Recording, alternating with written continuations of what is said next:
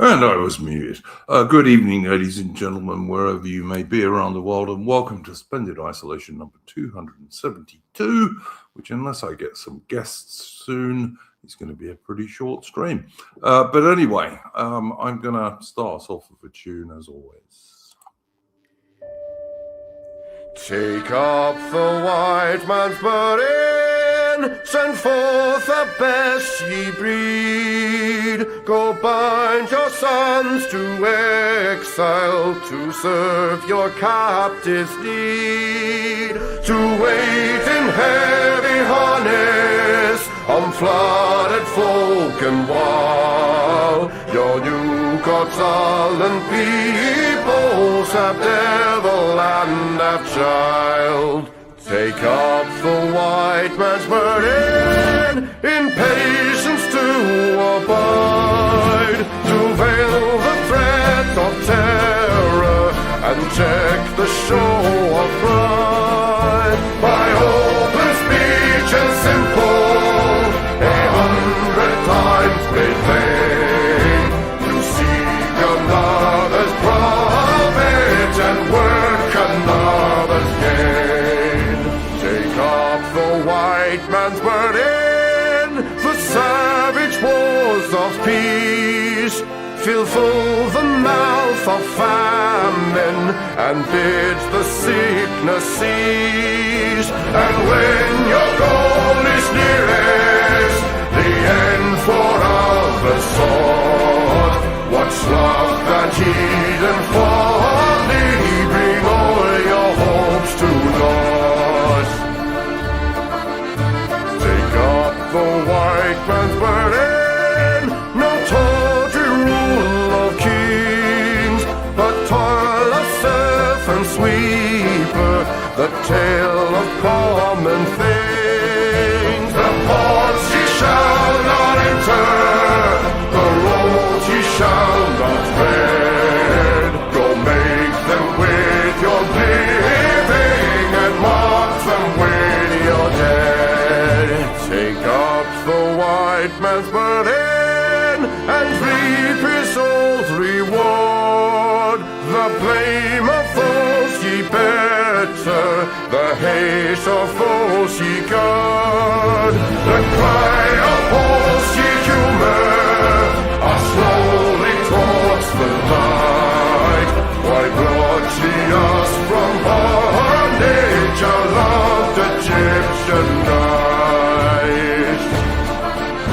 Take up the white man's burden, ye dare not stoop to less, nor call too loud on freedom to cloak your weariness. By all ye cry or whisper, by all ye leave or do, the silent, sullen people shall wail gods and you. Take up the white man's burden, have done with childish days, the lightly profit laurel, the easy young grudge praise. Come down to search your manhood through all of thankless years. No age with give what wisdom, the judgment of your peers. Take off the white man's burden through all of thankless years.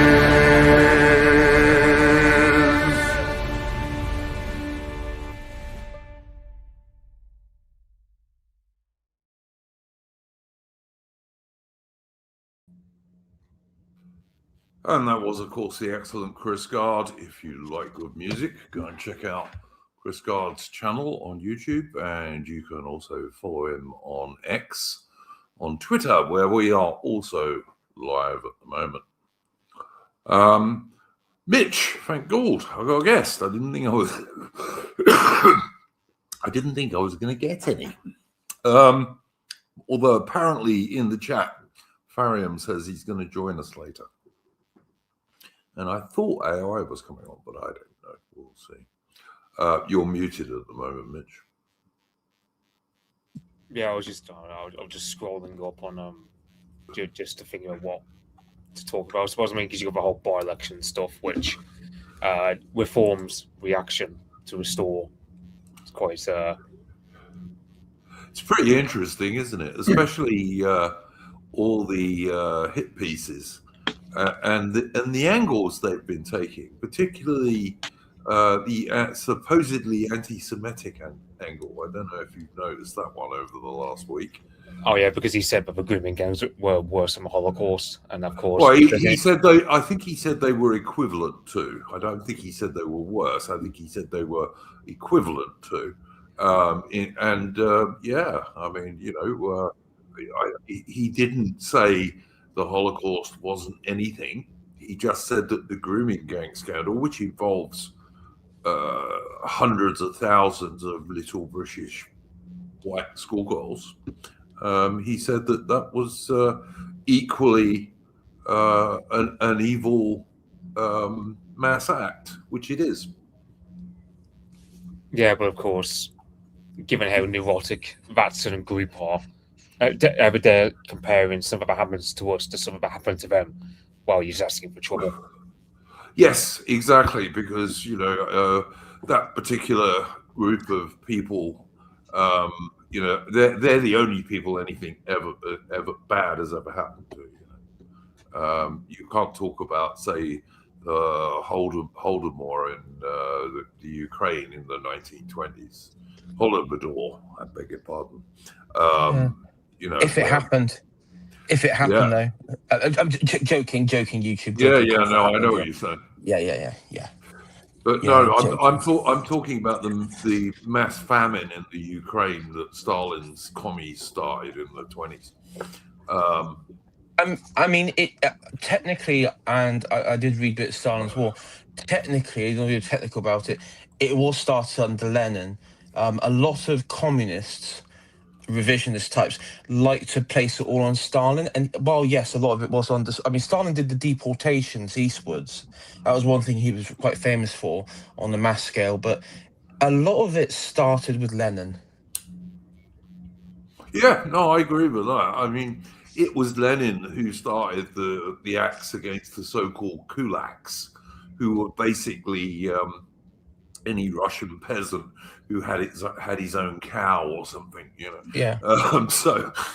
Yeah. And also, but before in Lenin's cabinet, there was you had the formation of the Atheist League, where they went into schools to teach state atheism to the next generation, but also attacking symbols of Christianity. It was churches, attacking symbols of religion. They didn't so much attack certain other temples. Well, we won't get into that bit, but they were attacking forms of Christianity. Yes, you're talking about churches rather than other places of worship. I mean, mosques were. I mean, I will be transparent in these, like what's now Kazakhstan. That's parts of what was the Russian Empire, then the Soviet bits. Buddhist temples were attacked. Certain mosques in like the Stans regions were, but to a degree, not that many. Not compared to what you had, the number of Orthodox churches, which were targeted by the Bolsheviks, and it didn't really change that policy until Stalin during the Second World War, where he needed the church to be this sort of moral unifying foundation for the Russian people during a point where it looked like Operation Barbarossa was going to be a success for the Germans. Yes, and all of a sudden Stalin became an old-fashioned Russian patriot. Yes, indeed. Yeah. I mean, there is this. I think it is in Stalin's War. Apparently, he did try and bring holy relics from which were all around the Russian Empire and the Soviet, but into Moscow as a way of trying to get God's favor or something. I don't know how true that is, That was one of the things that was being put out there. But he did re-energize the Russian Orthodox Church as a way of uniting, as a way of trying to boost morale for the population, and Yeah, it did work. It did work it did work to a degree. Yeah. for sure. Yeah, no, Yeah. I totally agree with you. Mitch, you know much more about the Soviet Union and Russia than I do. What's your take on some of this stuff? Yeah, there's a book. I'm trying to think, there's a book I read like a couple of years back called The Soviet Century, where one of the sections talks about Stalin and how. So his sort of vanguard issue, I suppose you could say, like his battering ram against Trotsky was because Trotsky believed in what was called Koreanizatsiya, which is like affirmative action, but for everyone else aside from the Russians. So the Central Asians, the Chechens, Dagestanis, Ukrainians, Baltics, or like any minority within the Soviet Union that was not Russian would get special gibs again, while the Russians would be renly attacked. So it's like when people think of affirmative action or a DEI, and or as it's for sake of pedantry, it's technically EDI in this country in Britain, but DEI for Americans. You're going back to Trotsky. Trotsky and Lenin were massively fans of that. Stalin comes along and says, "Look, for the Soviet Union to have any longevity to it, you need two things: A, to weaponize Russian nationalism because the Russians are the biggest group, and there's no way you can have a Soviet Union without the Russians. In the same way, you can't have a United Kingdom of Britain without England. And secondly, you need heavy industry, and the latter, of course, imposes great suffering. However, it's not. But there's a reason why the Russians look upon Stalin in the same way that they look upon Ivan the Terrible, which they look upon him as a great hero of their time. It's like how you have Henry VIII, who you can have like a view of him where it's like, oh, he killed off two wives and he was a bit of a tyrant, but also he was a massive, like, I suppose you could say, great man of a country's history because of how much change happened. So that's kind of a Russian view about Stalin. Maybe I wouldn't say they're massively hero worship him, but it's almost close to it. And both of them have this quite unique, because obviously Stalin was a Georgian, so he wasn't Russian itself. He was from the from the sort of the provinces, you could say, and the Tudor line were of course Welsh. They were, and there was a sort of Welsh thing. So there is like this, sort of recreation of the modern of their contemporary states, and they're actually not necessarily from the majority ethnic group fully. I mean, I'd probably say Tudor, there's a bit different because there was they were at that point more English. They were English more than Welsh at that point, but you do have that. I mean, even like the mid-century German, I mean, he was Austrian, and of course he was when you speak to any Germans, but it was particularly true back then, the Protestant northern Prussian German society is very different to what you get in the south.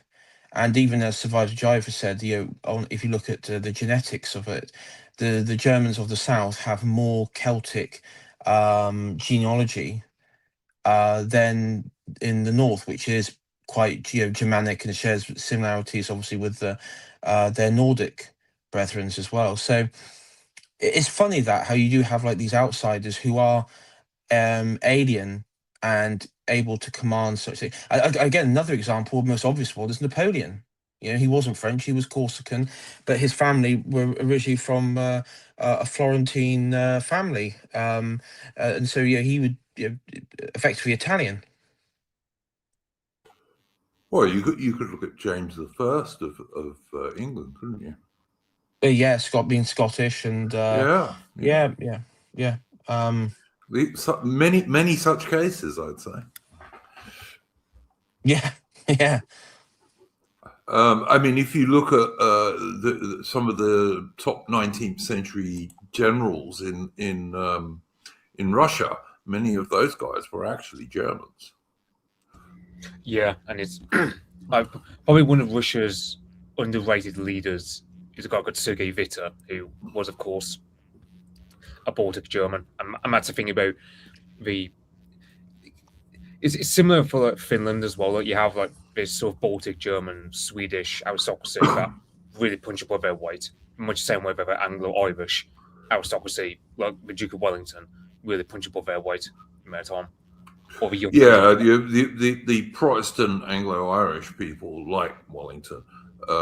If you look at the British Army in the 19th century and even in the 20th century, much of it, they formed a very large proportion of British Army officers. They were the closest thing Britain had to the German Junker class, which Frankie 8R in the chat is talking about. But yeah, no, that's true. I mean, modern Russia was Russia as a sort of political, state entity was really created by Germans, by Nordic Germanics, Varangians, led by Prince Rurik, who founded, I believe it was in Novgorod, and then of course it would, you would have Novgorod, and then you'd have Kiev at the other end, and you had this united Rus state, which is the sort of modern, or what we would understand as, the sort of formation of Russia, and of course their baptism to Eastern, to Christianity and to what would become Orthodoxy later on. Yeah, just to let Adaman, for example, who's just joined us, know, we started off talking about Rupert Lowe, and as you probably know, Adaman, Rupert Lowe compared the mass rape and torture and abuse of little English schoolgirls to the Holocaust, and of course this has caused enormous offence to certain small hat people and their supporters in Reform UK, etc. Whereas I think Rupert Lowe is entirely justified, because it is a huge atrocity, and one that the British state is allowed to carry on. Yeah, I mean, I suppose it depends on. I don't know what the context behind his comments were. I saw some people spurging out about it in like random headlines, but the Jewish Chronicle got very, very annoyed with it. I saw as well this week. Was he just saying it in conversation about grooming gangs, or did he make a wider point or something? I think his point was that he was saying in terms of Britain, this is as big an atrocity for the British. Yeah, and that was his point. I think what happened, Charlie Dow, I think don't quote me on this, but one of the underlings in Restore then came out and said it's actually it's worse than the Holocaust. One of them did say that, which then triggered Menley Phillips and got Brendan O'Neill at the Spiked Drinks magazine and other places to get really, really arsey with Restore, and actually because it was I even saw because this is where you had the hit pieces this week from those types of people, the Zionist crowd that is sort of bigging up Farage at the moment, and it definitely seems that before, as we mentioned on on Splendid Isolation, the establishment, apart from us, the establishment weren't talking about Restore. No one talked about Restore. Now they are talking about it, and as predicted, this is they're trying to they're going to be treating Restore as like the probably the new BNP. I think they'll probably go for that angle. They'll pull out. I don't think it will work this time. AI. I think it's many years later now, and I just think that old. Listen, it was always ridiculous in Britain because Britain actually fought against Moustache Man, as people may recall. As Well, we're constantly reminded. So it was Nick always crap. Well, Nick Griffin went and handed out leaflets about the bombing of Dresden in Coventry. You're not going to get an optics failure like that onto. I mean onto that was Restore. that was a bit. I will admit that was a very silly thing to do. I don't understand. The thing is, it's kind of like when events happen. Okay, and this. Okay, here. Look, this is going to be my brute honesty. I don't care about. I'm going to be honest. Millions of people getting slaughtered on the Eastern Front or internment camps or slave labor camps, either run by Russians or the Germans. It nearly happened 100 years ago. Like, come on, guys, it's history books. It might also be up there with Genghis Khan's conquest, because that we have to, and this is one thing that reform could say. You can't use your trauma as just like a total way to attack the majority populations in different countries, particularly when they had nothing to do with it, as Zion Duke pointed out. Britain had nothing to do with that. If anything, we helped stop it. So I'm sorry. Sorry, go ahead. Say, with Charlie Downs, another thing why he's got a lot of stick is because Farage said something about, we're against foreign lobbies, and Charlie Downs just responded with a photo of Nigel Farage speaking at a Reform, Friends of Israel event. I was just going to say, Mitch, actually, Reform UK, as I like to call them, which is actually their name.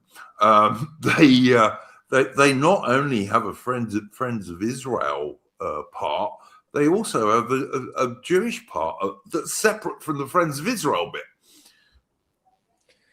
It's I like what Connor Tomlinson said earlier in the week.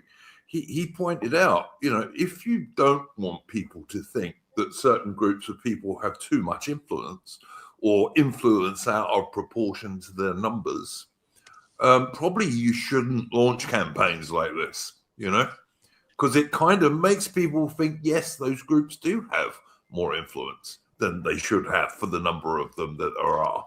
And it's self-evident they do. I mean, just take the recent, take the attack in Golders Green a few weeks ago now, and you're bearing in mind the two people who were attacked, the two Jewish people attacked. They weren't killed. I mean, they were injured and hospitalized, which is fair. And it was done by what seems to be some someone who's quite mentally unwell. Right? And also, I compare it to the young chap who was that's what I was going to stabbed say. and murdered by the Sikh guy. A young Mr. Novak who was stabbed. And look at the attention. When you look at how and you look at the media discussion, and also just on foreign, we talk about this whole influence that goes on. But also, let's just talk about it's a multitude of other influence. The first response I saw of the story weeks and weeks ago, before it was the same week actually, we started talking about it, was before we knew the details of this story. It was a representative from the British Sikh community who came out and was basically making it all about them. How this is going to boost racism and attacks against the Sikhs, and how this is going to embolden far right and everything. This is the intolerable thing that effectively,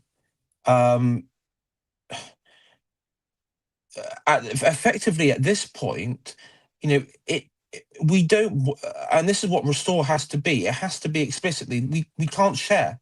We cannot share the space anymore with these people because they want what's best for them, which is fair enough. No, but this isn't their country to do it in.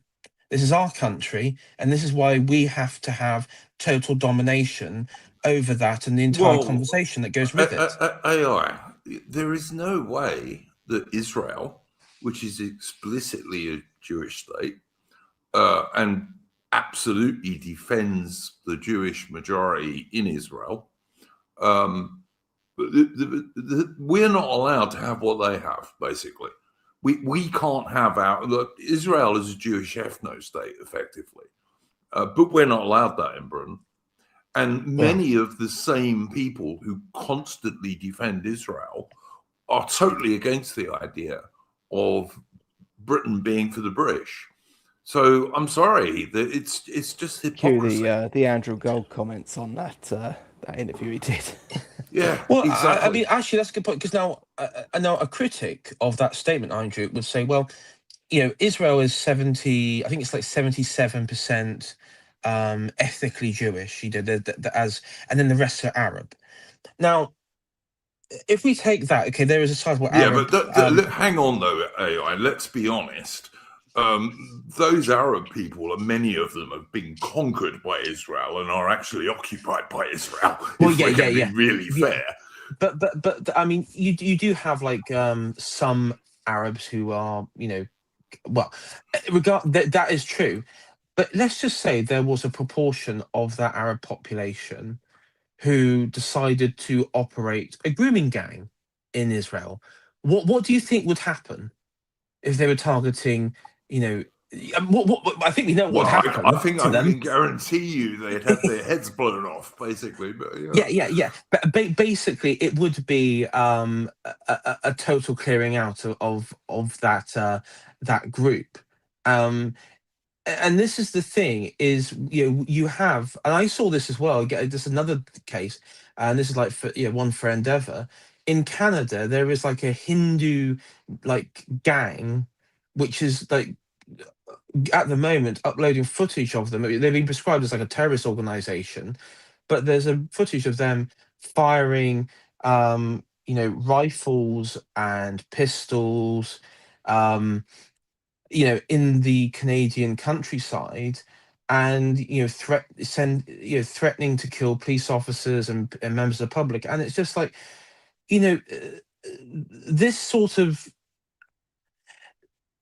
this sort of thing can't continue. And when you have and this is where I think Tommy and others, they're trying to sell something which, and I think at the last march, as what it sounds like, not many people can really buy into it, because that sort of world of sharing, as we become more of a minority in our respective countries, nobody can accept that position now, because there are so many. On the scale of how many there are here, and on the scale of the wider lengths of criminality that goes on, when you have these figures in the media who and I think I do think there is a part, particularly from the more right-wing side, of why there is such real hatred of the Zionists, let's say, is because they, as you mentioned, they have their rest in those states, but what they do is they are the biggest.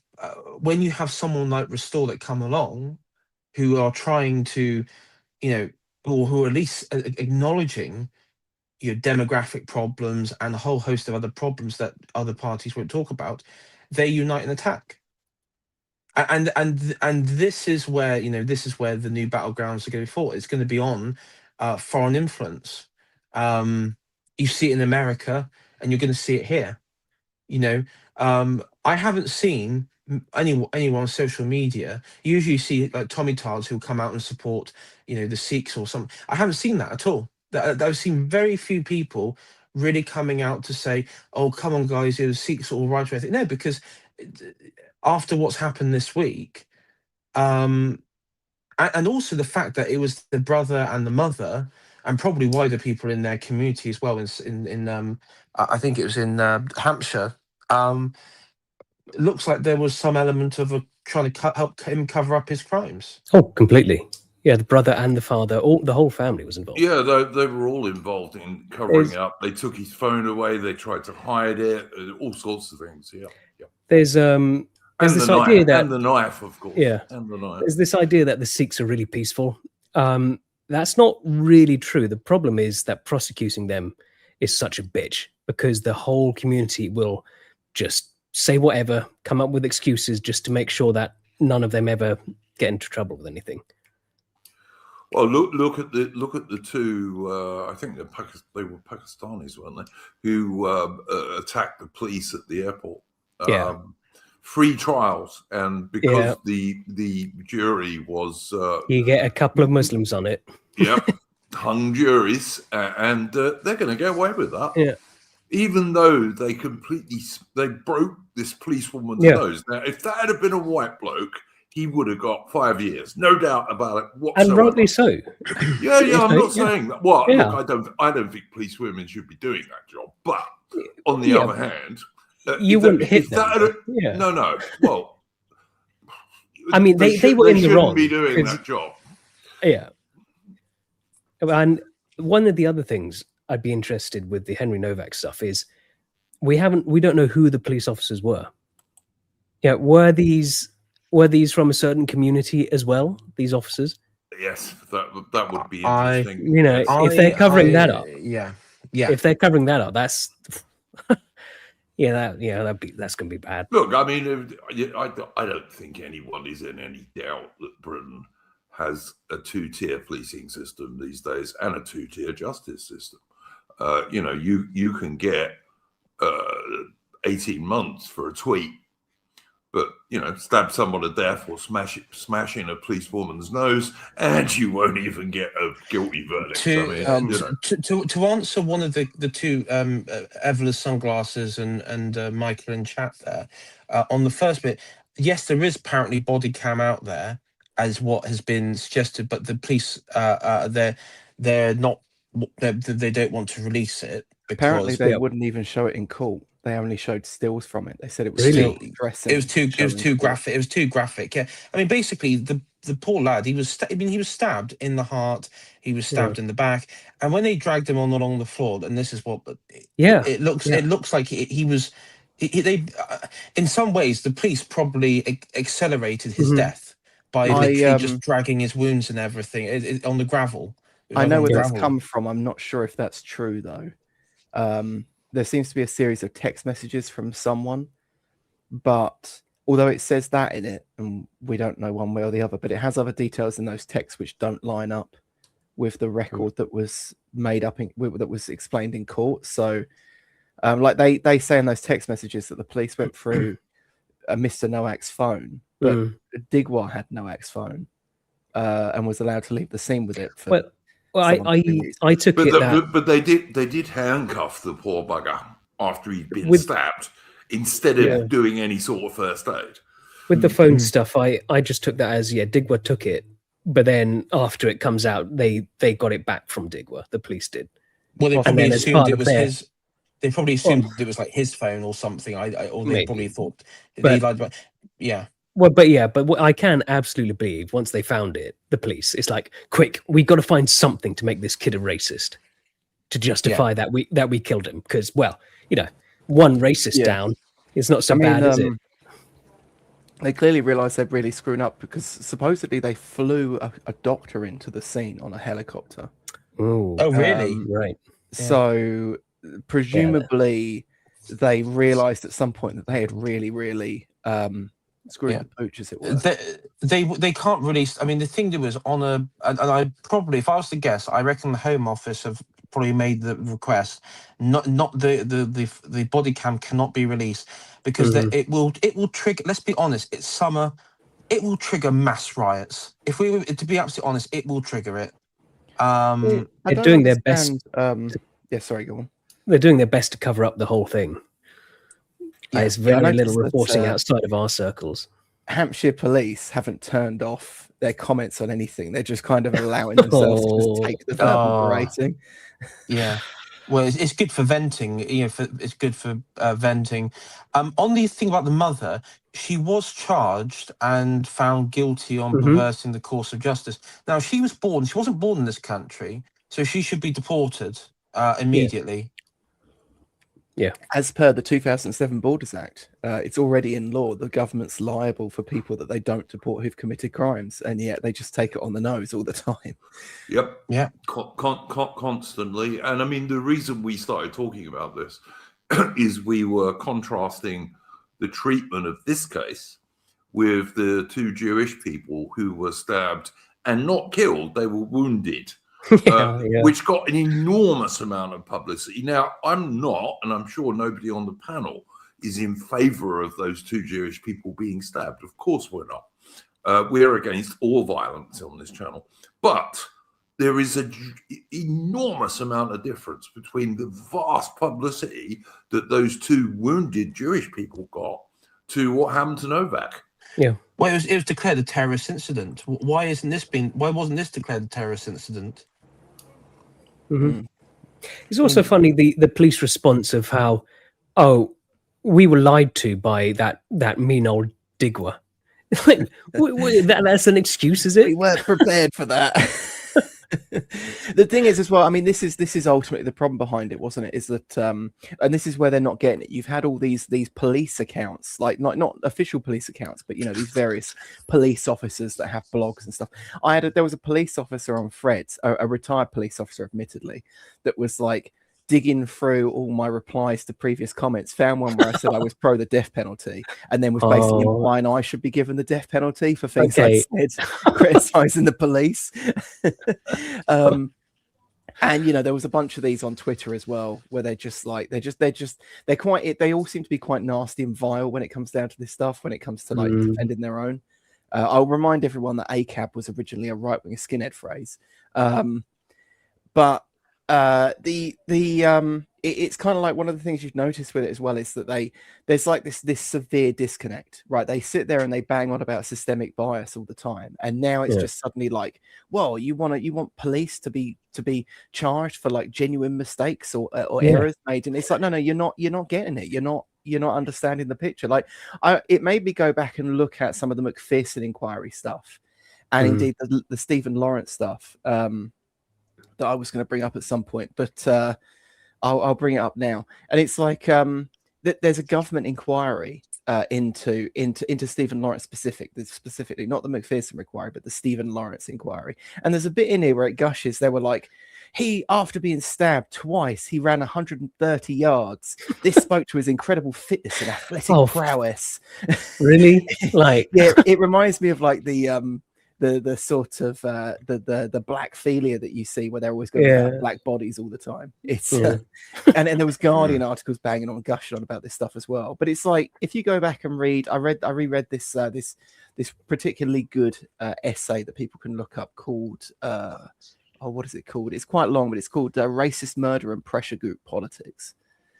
And there's a bit in it where they go into how, like, in the McPherson inquiry, they would do this thing where they would like get a police officer in the dock, and then they would be like, oh, what do you think about like Winnie Mandela when she was facing the Truth and Reconciliation Commission in South Africa? and stuff like that. And they were she should have gone to jail. Yeah. For many things, but specifically for having her bodyguard kill a little 12-year-old boy called Stompy McKenzie, who you can look up online. If you want. I think they should have given her one of the necklaces she was so fond of giving out to people. Yes, indeed. She should have been. She should have been lynched. She should have been lynched. Yeah, I mean, in AI just saying it straight out there. But it's like, I mean, obviously, slight side note. There was a case. I actually can't remember the guy's name now, but there was a Rhodesian politician who he was a liberal, and he actually ended up siding with Mugabe. I'm sure his name was something like Henry Rowlands or Henry McRoller or something like that. And he, funny enough, I mean, Mugabe paid him back by having one of his generals rape the guy's daughter.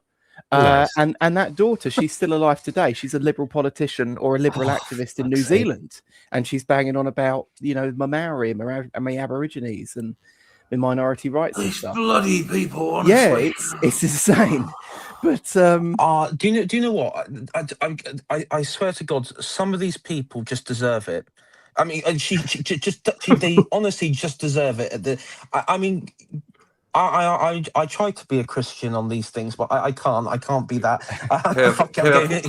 Careful, AI. This is Well, YouTube. But this is the thing, though. To go back to what we were saying earlier about the whole Holocaust thing.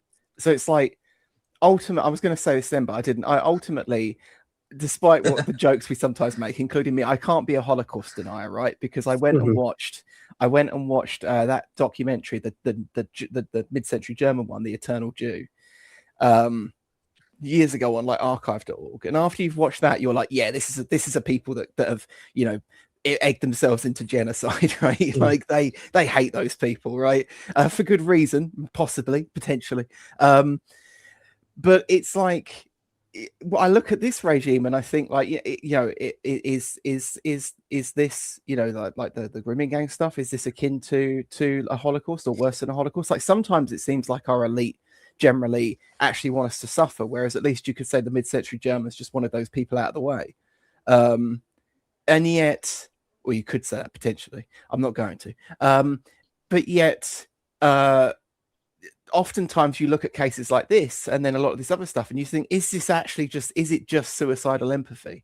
Are we just currently fated to be ruled by these people that really want to be like the Indians, throwing themselves in front of the juggernaut and getting flattened? Is that what this is? Adam and I noticed just this week both Nigel Farage and Jacob Rees-Mogg saying they're not at all concerned with the demographics of Britain. They don't care what colour the British people are, except, of course, to actually be British, you kind of got to be Northern European, really. Sorry, if I moved to India, that would not make me an Indian. I'm sorry. Yeah, I mean, the least sunny place on earth. For some reason, the people there are really pale. Who knows? Who knows why? Doesn't make sense. Yeah, I don't think it is the least sunny place, by the way. I think Finland and places like that have us beaten. But Rees-Mogg and these people they use and to justify this. I swear to God, these people ruin the concept of the British Empire for me. They just ruin it. They'll say because of empire and like India and all that, it's the right and proper thing to do because they are like heritage. I've heard them even say like heritagely British, which is the most ridiculous thing. But they kicked us out, AI. Well, exactly. Look at 1947. They kicked us out. That was it. See ya. Yeah, I mean, like basically, Joanna Lumley was one of them, right? Yeah, she was one of the ones kicked. Yeah, and she'll still defend them. You personally suffered this, you dumb bitch. Yeah, it's like, and when they kicked us out, they pretty much got rid of most of the achievement and works from that. Yeah. I mean, there's, I mean, maybe like the old regimental structure they continued, but that's just for expediency's sake. But yeah, I mean, they kicked us out and was like, fuck off. And even in Africa, I mean, they just reverted back to type. So, Yeah, like Africa especially, if the rest of the world just pulled out of Africa, but nothing to do with them, I mean, it's like 3 generations, I think, and you're back to the Stone Age. Yeah, it does seem that way. The main black pill would be like animal species emerges going extinct because there's too many Africans and when we're all starving, we're just going to eat all the African or eat all the animals. Maybe Bill Gates was right. Do they not have enough food security at this point? I know they grow a lot of maize, but they still seem to be quite dependent on food imports. Well, they are, and that's why you have a boom. Jokingly, I actually do think Bill Gates might be onto something here. We do need to crash the population of Africa. Engineered Ebola. Yeah. No joke. No, I agree. Yeah. I don't know if it's still on YouTube. It used to be. There's a really good documentary called Empire of Dust. Yeah. It's still there. Yeah. And it's about the Congo, and it's basically following these Chinese people who are now investing in the Congo for their own reasons, of course, and how they can't believe how all the stuff that the Belgians built, they just allowed to go to shit, basically. Oh yeah, that's a good one. But you look at Rhodesia. Rhodesia was the breadbasket of Africa, was one of its nicknames. And they got malnutrition after Mugabe took over, and we see the same sort of thing happening in South Africa already. The South African cities, which were modern 20th century Western cities, are now falling to bits because the Africans can't even maintain them. Another good one is it Africa Adios? I'm pretty sure that's still on YouTube. I have to look up the name. But that's another good one to look up. That's sort of in the immediate aftermath of decolonization. I was watching on it's ITV or ITN, which was ITV's archive, and it was that I think it was 2000. You had like the British intervention in Sierra Leone. And, when you had the British forces went in there, and some of the shit, those, ITN, thank you, those servicemen had to put up with. I mean, I don't know if I could have been that disciplined, like trigger discipline. I would have just gone like total general dire mode. It would. No joke. Like some of the shit they like, the cannibalism and all that crap. It just was. Ugh. It's just. There was cannibalism. The rebel guys would deliberately chop off men and women and children's arms and legs. There was a campaign of mass rape. Absolute. The sort of barbaric shit you expect, really. Mitch just pointed out to me in the studio chat that the guy I was thinking of, the Rhodesian politician whose daughter was essayed, was Garfield Todd. Yeah, I remember now. Weird, like bizarre, like quite, this guy that's all full of like liberal good intentions, but ends up just being pretty evil. Was he a Quaker at all? Because that's the sort of thing that a Quaker. That's the sort of like mindset Quakers have. I'm just curious. Quite possibly. I never actually looked into it. I imagined it was just like a sort of a late stage Anglo. I thought. But, let me have a look. Let me do a quick. Let me do an early life search. An early life check. Eh? yeah. The JQ searching the early life section for Jews on here. No, we're looking for Quakerism. It's one or the other every time. One or the other. The other thing you got to look out for is those dastardly Portuguese. Yeah, that's true. Wouldn't it be funny if he was like a Portuguese cryptic Jew also converted to Quakerism?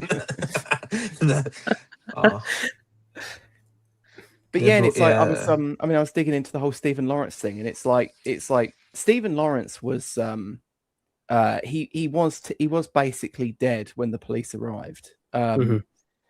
He supposedly he was still alive, but he wasn't showing any signs of life, and he was pronounced dead by the time they got like a medical professional in front of him. And the police were like hauled over the coals because they didn't just immediately do like CPR on him. And in this instance, we've got police officers showing up on the scene, handcuffing a guy that's been stabbed. And I mean, I think that a lot of people are saying they couldn't tell he'd been stabbed.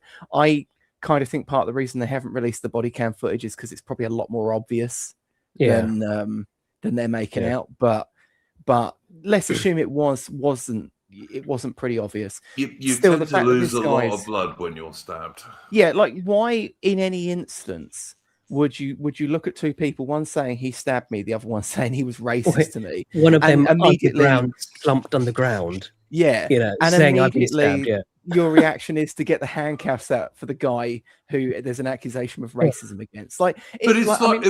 Someone said in the chat, right, that the police were confused because the guy who stabbed him, the Sikh guy, lied to them. Yeah. Yeah. I don't know. Call me old-fashioned, but wouldn't the police who deal with criminals all the time No, never. kind of be used to people lying to them? Yeah, but brown people can't lie. Oh, yeah, of course. You're right. Yeah, of course. They never lie. They're the most honest I people don't in think- the world. I don't think Digbo was even cuffed. No. Yeah. So it's so mad that. Well, that's the thing as well. Like the guy who, I mean, we don't know the exact timeline, but like the guy who was accused, the guy who accused someone else of being stabbed loses consciousness, and then they quickly realize he has actually been stabbed. And Yeah. at some point through this whole instance, the guy who he accused of stabbing him is just allowed to walk away with the guy's phone in his possession. It's just. It's insane. Woodpit in the chat is saying that the chap who was stabbed had a wound on his face. Yes, he did. Apparently, it's visible as well in the stills they showed in court after the body camera footage. It was visible in the stills. That's what Woodpit is saying. And yes. One of the calls they got also was from some neighbor or something saying, "Oh, I think someone's been stabbed." So the police were called out to a stabbing. Well, this is the other thing as well. They had 2 calls and they literally just ignored one of them. They only sent responders out to, I think, the second call that they got. That was the other mad thing I saw when I was going through the court coverage. Was just that they admitted that they got one call from someone saying, "Oh, there's a scuffle outside. I think someone's been stabbed," and they just were just like, "Okay, put the phone down and just business as ignore it." usual." Yeah. And then they waited. Racism, though. Call came in. Oh god, I mean, you have to. I mean, we're laughing about this poor white kid dying, but you have to laugh because this is absurd world stuff. This is. It's like when we were talking about the Holocaust thing earlier, and I was thinking about Morgoth saying it was like that the grooming gang case is like Britain's Chernobyl because it's like a mass of failings that the state have built up upon themselves that all sort of collapse in, and this is just a continuation of this. I mean, this case is entirely a downstream, predictable outcome of like the Macpherson inquiry. And that hasn't been mentioned once in all of the coverage. No one's actually willing to acknowledge that. It's all just like, well, police officers just make mistakes. It's like, what, 20 really obvious mistakes in a row? Like, what is this? I mean, They're all going one direction as well. As the legacy of Stephen Lawrence and the Macpherson report, it was basically carte blanche if you commit any sort of murder or crime, relating that targets a white person, you're not going to have a huge backlash compared it to being vice versa. It basically was. I mean, I know we say the sort of boomers like to say 2-tier care and everything, but this really was the start of the 2-tier system. The 2-tier system in this country, where white people are were made as second class, and everyone else, every other minority, was elevated up. And I think Evelyn's sunglasses said somewhere back in chat, but what you had was the actual establishment of community interest groups via NGOs who would stick up for their own, regardless of what the crime was. It could be horrific murders and rapes and everything. It didn't really matter. They'll just stick up for it. And these were the people that were invited to functions in government and state. I mean, it's so sinister and dark as well. I just find it very. I mean, and I'm the bad guy here. It's Evola Sunglasses is saying, how is it possible the law on knives doesn't apply to Sikhs? Well, actually, that was one of the other things that a lot of those police officers, one of them who was like screaming that I should get the death penalty, he was also came in along with some Scottish guy, and they were like, "Don't you know that most Keir pans are welded shut? Okay, why isn't it required by law that they're all welded shut then?" Yeah. Well, I mean, my point was going to be, why is it Sikhs don't have to wear crash helmets when everyone else does in England? Yeah, because there's special privileges, basically. Yeah. I mean, you could tell that police officer, person. There's a reason why whenever there's like a revolution or a revolt, coppers are the first ones to get the noose. It's because there's a reason for that. Mhm. Yeah. And I'm not. That's not before anyone says that's not a threat. That's just a point of fact. If you look at the Arab Oh, Spring, look, Russia, anywhere, you- the police were the first one to Like, be especially targeted. like Yeah, all for these sure. like really brutal regimes, like the Chinese police, they're just awful. The French too. The French have their sort of awful police. Like, what are these people who just seem to like, revel and get so much joy out of just causing so much harm unto their own people? Well, look, back in the day, if you were an ordinary British policeman, your interactions with the public would mostly have been walking your beat and talking to local businesses and pedestrians, and taking finding lost children and shit like that. These days, of course, they don't walk the beat anymore, so they don't know anybody really. And also you've had NGOs like Common Purpose, for example, who are very, very heavily involved in police force. Like, if you want to get promotion in the police, you go to their courses, and they are totally globalist and anti-nativist, basically. But of course, fully supported by the government, who gives them loads of money. The British government gives them loads of money. I am fully convinced that Zionists have a bad influence on Britain and on the West more generally. But we cannot overlook our own huge class of professional, academic, and political people who are basically just traitors and have been for a long time. Yeah. We can't overlook those people. We really can't. Yeah. Yeah, at the end of the day, I mean, they all. I mean, this is why we should all be at war with them, because they all hate us and they all hate our society. They all hate every aspect of us, and it just goes to show, that this is, particularly our elites. This is the lengths they wish to go to, and this country hasn't been a real country for a long time. Even, and I hate to say it, even by some entryist types, in even like the likes of Restore. I mean, because Reform are on the same page as the Labour Party of everyone else. But even then, there is this trying to pull Restore, back to the official position that nationality and identity, it can be selective, and it can be for anybody. It's open, and the thing that was, it isn't. Well, number one, it isn't, but also number two,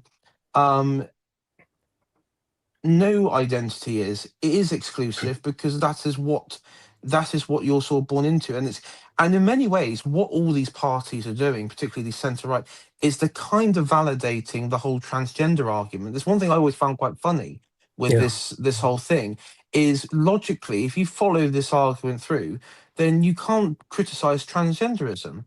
If you say anyone could be of any nationality, can also be British or English or Scottish or Welsh or what have you, then there's no reason to criticise, which many do on the right, because this is particularly on the centre right, a man and a woman. As a because if you can't define what a man and woman is, well, or if you can, define a man and woman, but you can't define what a British person is, then then I don't know what really to say. Guys, can I just do a little bit of channel admin, as we've been going for about an hour? As people probably know, Entropy has now gone down, which is a shame, because they were a good, reliable service. And they did actually pay me the money I was owed. So if you sent an Entropy super chat in to support the channel, I did actually get that. And it went on paying my StreamYard and X bills this month. But anyway, I have attempted to set up a Subscribestar account, but I did this, I think, 3 weeks ago, and it's still under review. So there's not much I can do about that at the moment, guys. And so that is why you can't support the channel at the moment. I'm waiting for Subscribestar to do their stuff and get back to me. So if anyone knows them, let them know. But it's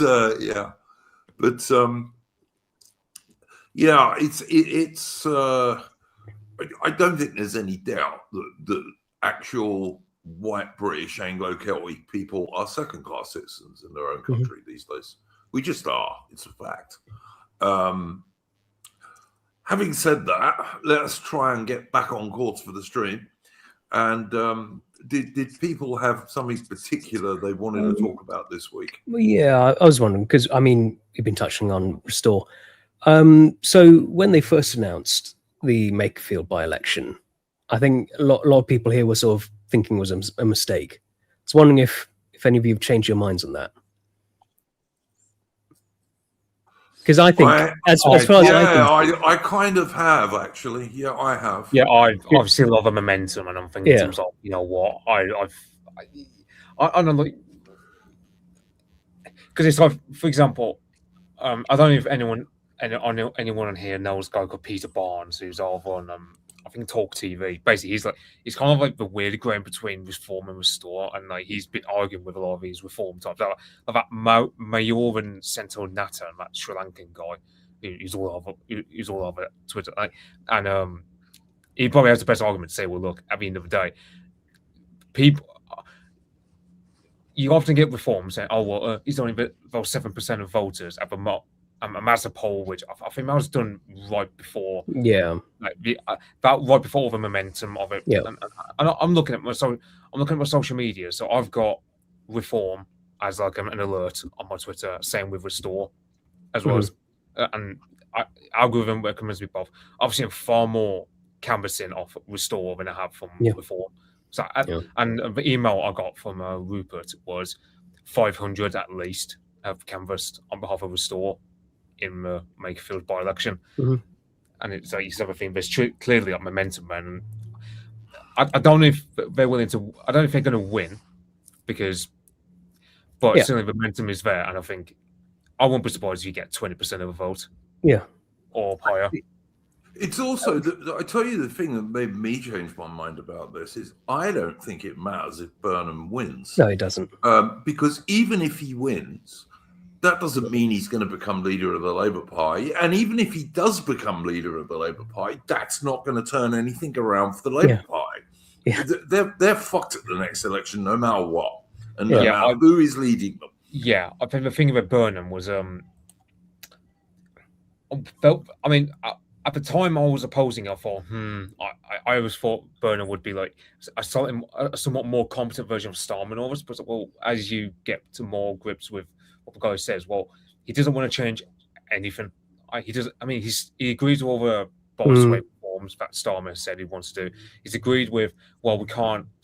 Like, because Burnham, the Labour base love him because he said screw up a bond market, say, when the bond markets are the only reason why we're able to pay enough money for the NHS. He won't though. Yeah, he seems like a real creature of the machine. Yeah, it's too much opportunist. Like he doesn't really believe in anything. The more you read, the more attention you pay to him. I don't know what you guys think, but my view on this is that if Restore Britain get 7% plus votes, it's going to be far more than that. Yeah, I think it will be higher than that. But so long as they get at least 7% or so of votes, that's a big win for them. Yeah. Given they started from nothing. 1 or 2%, that would have been quite disheartening. Yes.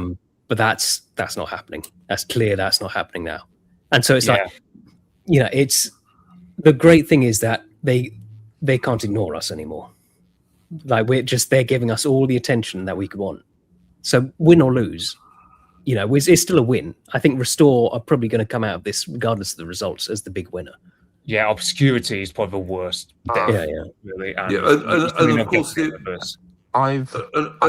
course, the other thing about this is that Reform UK, they're not campaigning against Labour. The only people they're interested in trying to attack is Restore, which is amusing to me.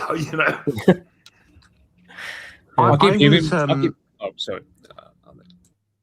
Oh, sorry. I was just going to say I was, I was quite vocal a few weeks ago on not very much, not in favour of Restore standing in that seat.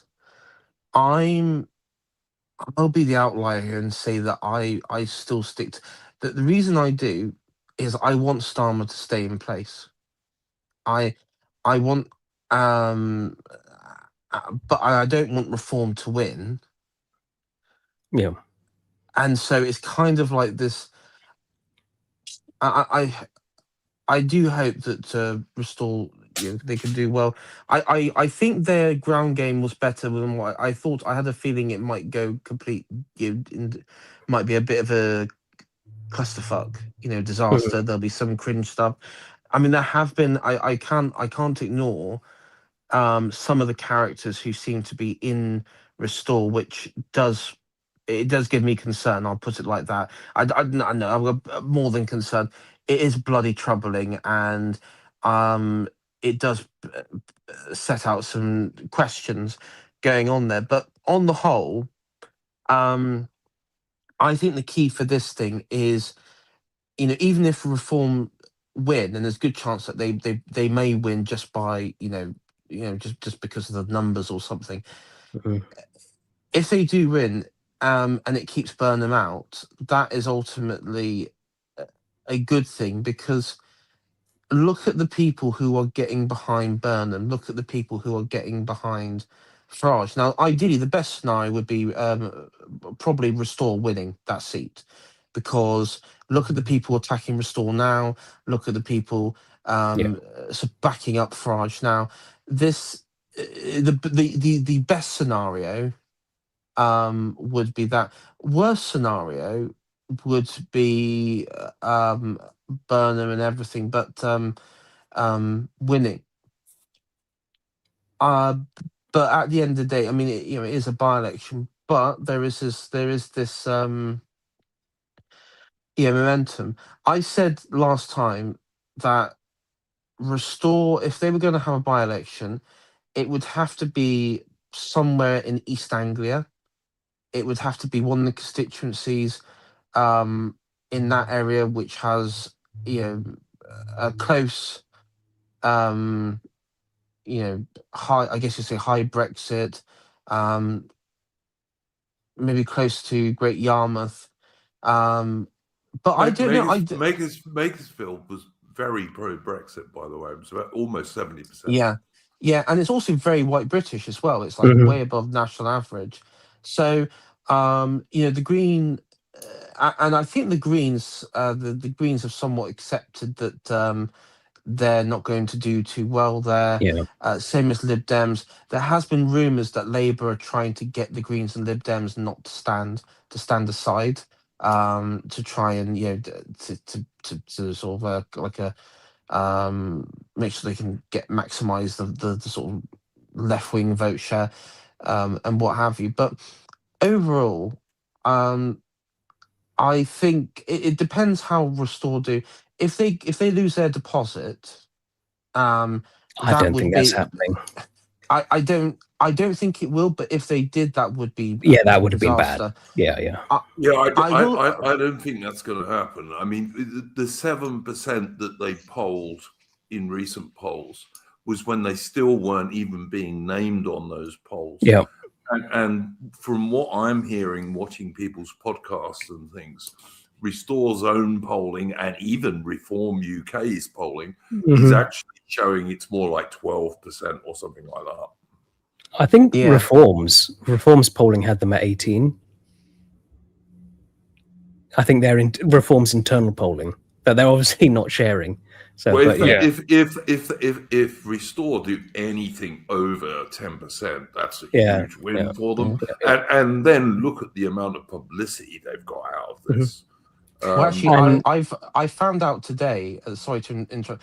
One high-profile figure who is supporting. I say high-profile, probably not high, not. But for me, it's kind of funny. And they could lean into this. Is voice actor Adrian Boucher, who is the voice actor for Jan Žižka in Kingdom Come Deliverance. I mean, bloody hell, they could lean into that. He could lean into that. Adam, what's your view on this? Have you changed your opinion about this stuff over the past couple of weeks? No, I don't know. I generally don't know one way or the other. I kind of think, I don't know. It's like Restore's going to take a beating for splitting the vote or whatever it is.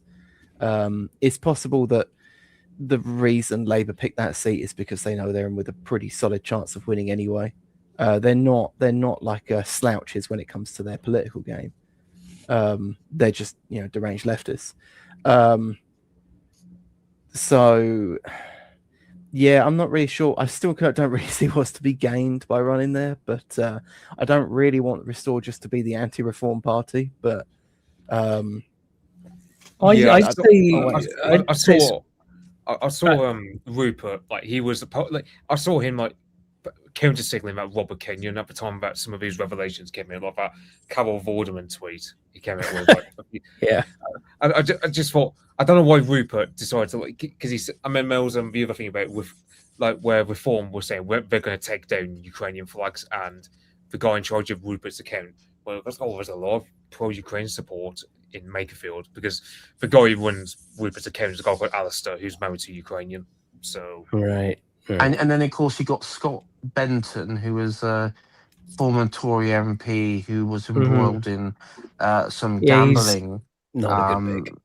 No, and the thing was like again, his tattoos that went round. We all saw that was yes, I've heard all about this week. Yeah. And then the most one thing was, of course, Bale. Bale, the horned god. I mean, look. Yeah. And the thing is, and I was talking to Horace about this actually as well this week.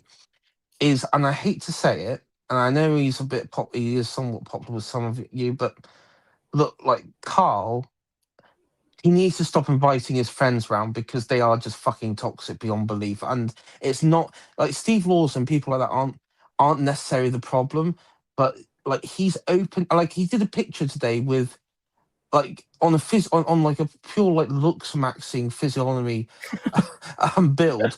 He just looks dishonest. This guy looks dishonest. It turns out, your initial yuck instinct of him is right because he has been counter signaling. He's like some just shit liberal person who calls everyone Nazi online, and he's now like involved with Restore, and is Carl actually like a reform asset at this point? I do genuinely wonder sometimes. He gets them a lot of publicity, it has to be said. I would say Sargon should not be directly involved with Restore because I mean he did destroy UKIP after all that being just. Look, Sargon is the kiss of death to any political organisation. I mean, some of us remember the Liberalists, for example. I would say Steve Laws is probably doing the best way, which is he's not directly involved with the party, but he does support him. So it's kind of like So for example, I saw Reform bullshitting people saying, "Oh, Steve Laws is a high vote when the party's like, no, that's bullshit." Like he's not. He supports the party, but he's not technically of them, which is kind of the best situation. It doesn't stop people claiming that Steve Laws is a member of Restore.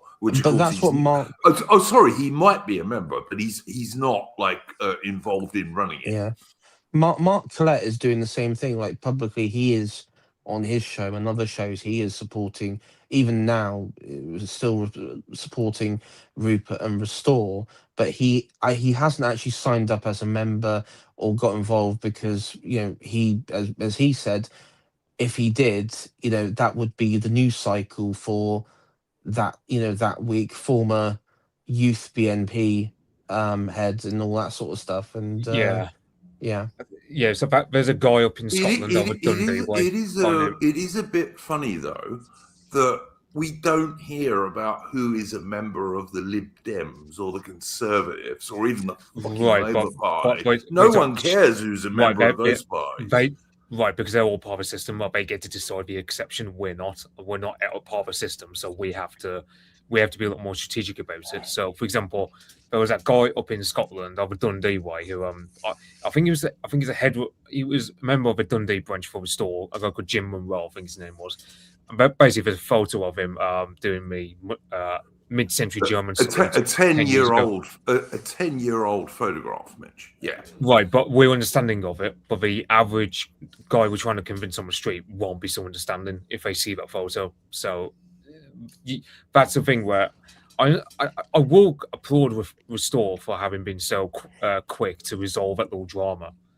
But I will also say, pragmatically, I think they probably should have allowed the guy to go. They should have just said to him, "Look, we're happy for you to support us. You just support us from a distance. Don't be formally part of a party or anything." Just because that's one thing. I've got to say, Mitch, I think that a lot of the British public, and I mean a lot of them, are just over this kind of petty shit. And I don't think most people care what he was doing 10 years ago when he would have been a teenager, basically. I don't think British people will be so understanding of that. No, they're just going to think Nazi salute, therefore terrible, therefore he's a bad guy. And it's like, I think it was you, Fabian, who said something along the lines of, when Restore became a party, it was something along the lines of, we can't make it difficult for Rupert. Yeah.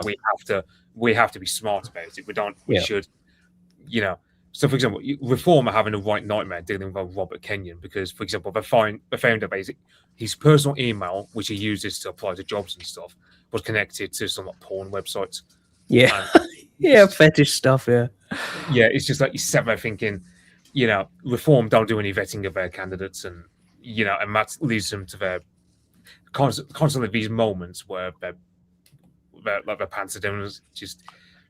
That's one thing we have to do in our circles, like hold ourselves up to a good enough standard that we don't get. But the problem you had then was like, this is where this is where Restore has to be sensible, because you have like these, and I actually do think there is like an internal battle within Restore, which probably isn't, maybe it'll come to the fore at some point in the future, but I think there is an internal battle of those who want the party to go in the direction of just becoming another, another mainstream political party, and then there are others that want it. There's various interests, and you see that. You see it with like the whole that Ukraine-Russia back and forth, but also you saw it when there was a post by Rupert or by somebody, using the account, who said, ban the Iranian army or something like that, the IRGC, in response to, the attack in Golders Green. But yeah, you don't see like ban Sikh nationalists after what happened. Which I mean, he did. To be fair, he did come out and say ban the knife, the ceremonial knives. But the problem that you got is, there are people who are trying, and I sorry, the reason I go back to Carl is that he is trying to turn it into a Reform 2.0, whether you like it or not, and he is trying to say, well, no, this can't be a party for nationalists. Well, what the fuck is the point then, Carl? What? I don't think Simon's saying that.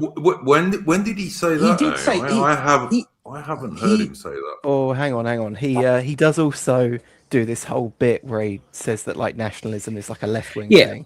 Yeah, and but that's like native. That's different. Yeah, but that's not coming at it from a left-wing perspective though. Like, nationalist bad. That's just he comes from a liberalist, because the thing is, hold on, guys, let's be what is nationalism? Okay, and this is the thing where you have a lot of intellects that like to big brain it. The concept of nationalism isn't some French, Enlightenment, post-revolutionary concept. Nationalism or nation predates that. Yeah. It's what makes up the people. You have the two concepts of the nation and the state. The nation is the people. The state is what's created from the nation of people. That is something that is, has been understood in many societies across the ages. And that is what many people in, who joined Restore wanted to show, because the people of our nation is effectively dispossessed with no voice, and the state is also has no connection with the people because they're disconnected. Totally agree. Yeah, I and totally the agree thing, with you. every time that is pointed out to, and I'm sorry, this is my criticism of him, and then he comes out when people actually point that out as, this is why we should be focusing on our people exclusively. He then comes out with, this bullshit of post, French revolutionary thought, and totally disregards it. Yeah, but that's Now- just him being like painfully stubborn. Yeah. well, I know. but- Look, I don't know what you guys think, but I think when I watch the Lotus Eaters, and I do watch them regularly, but Carl Benjamin is not my favorite person on there at all. But I would say Carl Benjamin is probably the most liberal guy on there, except maybe the Greek bloke, whose name I can't remember. But most of the other presenters on that, yeah, thank you, Mitch. But I think most of the other presenters are to the right of Sargon. I mean, I can't speak for everyone on this panel, but I can speak for myself. And Sargon is way to the left of me, and he always has been. So, he's caught up a bit recently. But, so Sargon's whole thing is trying to destroy liberalism at the moment. He would not appreciate that. No, I think Sargon has caught up a bit over the last couple of years. But he's still to the left of me. He always has been. What is he? So he wants to destroy liberalism. Like, what is he, like a national conservative? So I think his thing with his problem with nationalism is that it's a philosophy, and that because of that, you can like fuck around with it and like make it into something it shouldn't be. Whereas he wants it to be more of a. I mean, this is kind of like intellectual wank on his part, sure, but he wants it to be more of a sort of just a tradition, sort of. This is how things are. It's not a philosophy. It's just we are the English type of thing. Yeah, if you ask him to lay out his sort of alternative to this, it's just what everyone else would describe as nationalism, but he just gives it a different name. Yeah. Yeah. Can I just say, guys, Mitch has put a thing in the private chat about Frank Wright. And I was going to bring Frank Wright up a bit later in the stream. We won't do it now, but I can I can say something about that. I've got something to say about that later. Frank Wright. Yeah, all right. Well, let's finish this topic first about Sargon and the Lotus Eaters. I mean, like I really like Dan on the Lotus Eaters. I like Bo. He's a nice guy.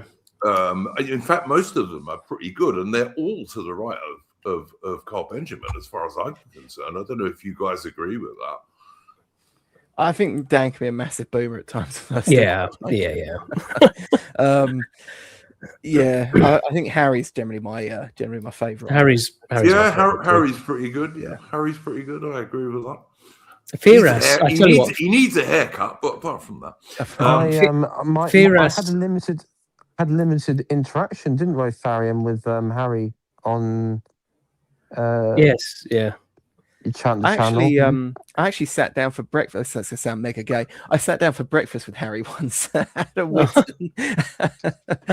We had a great conversation. But did he pay for it, Atman? No, he did not. Firas, he might not be Anglo, but he's pretty based on a lot of stuff. Yeah, more than he sort of gives credit for. He's got a pretty good perspective. He can be an honorary area, and we'll yeah. Yeah, I think generally they're a good bunch of blokes. I mean, for sure. But like I said, I agree with AI that Sargon is still, at heart, Sargon is still a liberal, really, even though he says he's not, Yeah. I did have a dream once that, a bit strange about Lotus, I did have a dream once that they were just all Mossad agents. And Oh, no. unironically, that they were all Mossad agents. I mean, you should probably put a lot of weight into that. I always would. Dreams, visions. Yeah. Yeah. You sure Do you you think weren't? that's, You sure you weren't dreaming about Reform UK? I mean, wouldn't it be funny if like all of you guys were Mossad agents as well? Just like everyone in my life, it would just be We've like. been Oy building vey, oy vey. we've been building a file in UAI. Your time is coming to an end. This is the most waste in terms of like pure resources. This is the most wasteful op that's ever been. I mean, Eventually, AI is going to wake up in a cell in Tel Aviv. This is all like the Truman Show, but for yeah. Mossad. You see me like I'll be like Maduro. I'll be like in a very like awkwardly fitting grey tracksuit with like blacked out sunglasses and those like head ear protectors so I can't hear where I'm going, and suddenly I'm in a court. Netanyahu's watching you from a command center just over the next hill, and he's like, "Now cut the brakes on his car.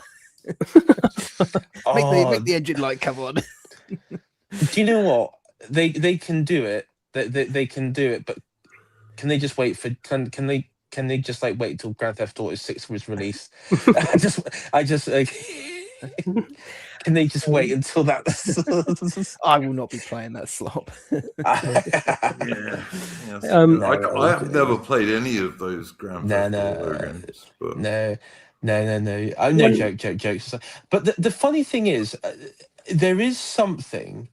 I actually do think you should, if you have dreams or visions within dreams, there is some. I'm not saying that they're Mossad agents. I don't think they are. But I had a dream. But it does. When we use the term Mossad agent, basically you're saying that somebody is, particularly like these high-profile influencers, they have some backing, right? And I think when I sort of like distill it down, I think what my mind is trying to tell me, like, listen, a lot of these people, particularly big influencers, they have backing behind the scene. I'm not naive to the fact that, you know, a lot of people do, because you can tell if you look at people's channels and other, you know, big channels, whether particularly in the United States or here, like for example, I think, you know, was it Tucker Carlson? He probably has a lot of Arab backing in Qatar and Saudi and everything. That's quite obvious. Tim Paul suggested that, you know, he has Russian backing. It wouldn't surprise me, to be honest, that there is like some backing. Even there was a British YouTuber who it was revealed was getting paid by the state to promote like things. Yeah. It happens. It does happen. Oh, you're not talking about Philosophy Tube, the one that? Yeah, that's right. Yeah, that's right. So this sort of stuff, it does happen, and I do wonder if, like, you know, when you have like visions or dreams of something, don't just sort of like ignore it. Try and like find out what it means. What is it your brain, your subconscious is trying to tell you? Yeah. I'm not usually into woo-woo stuff, but I do put a lot of importance into that.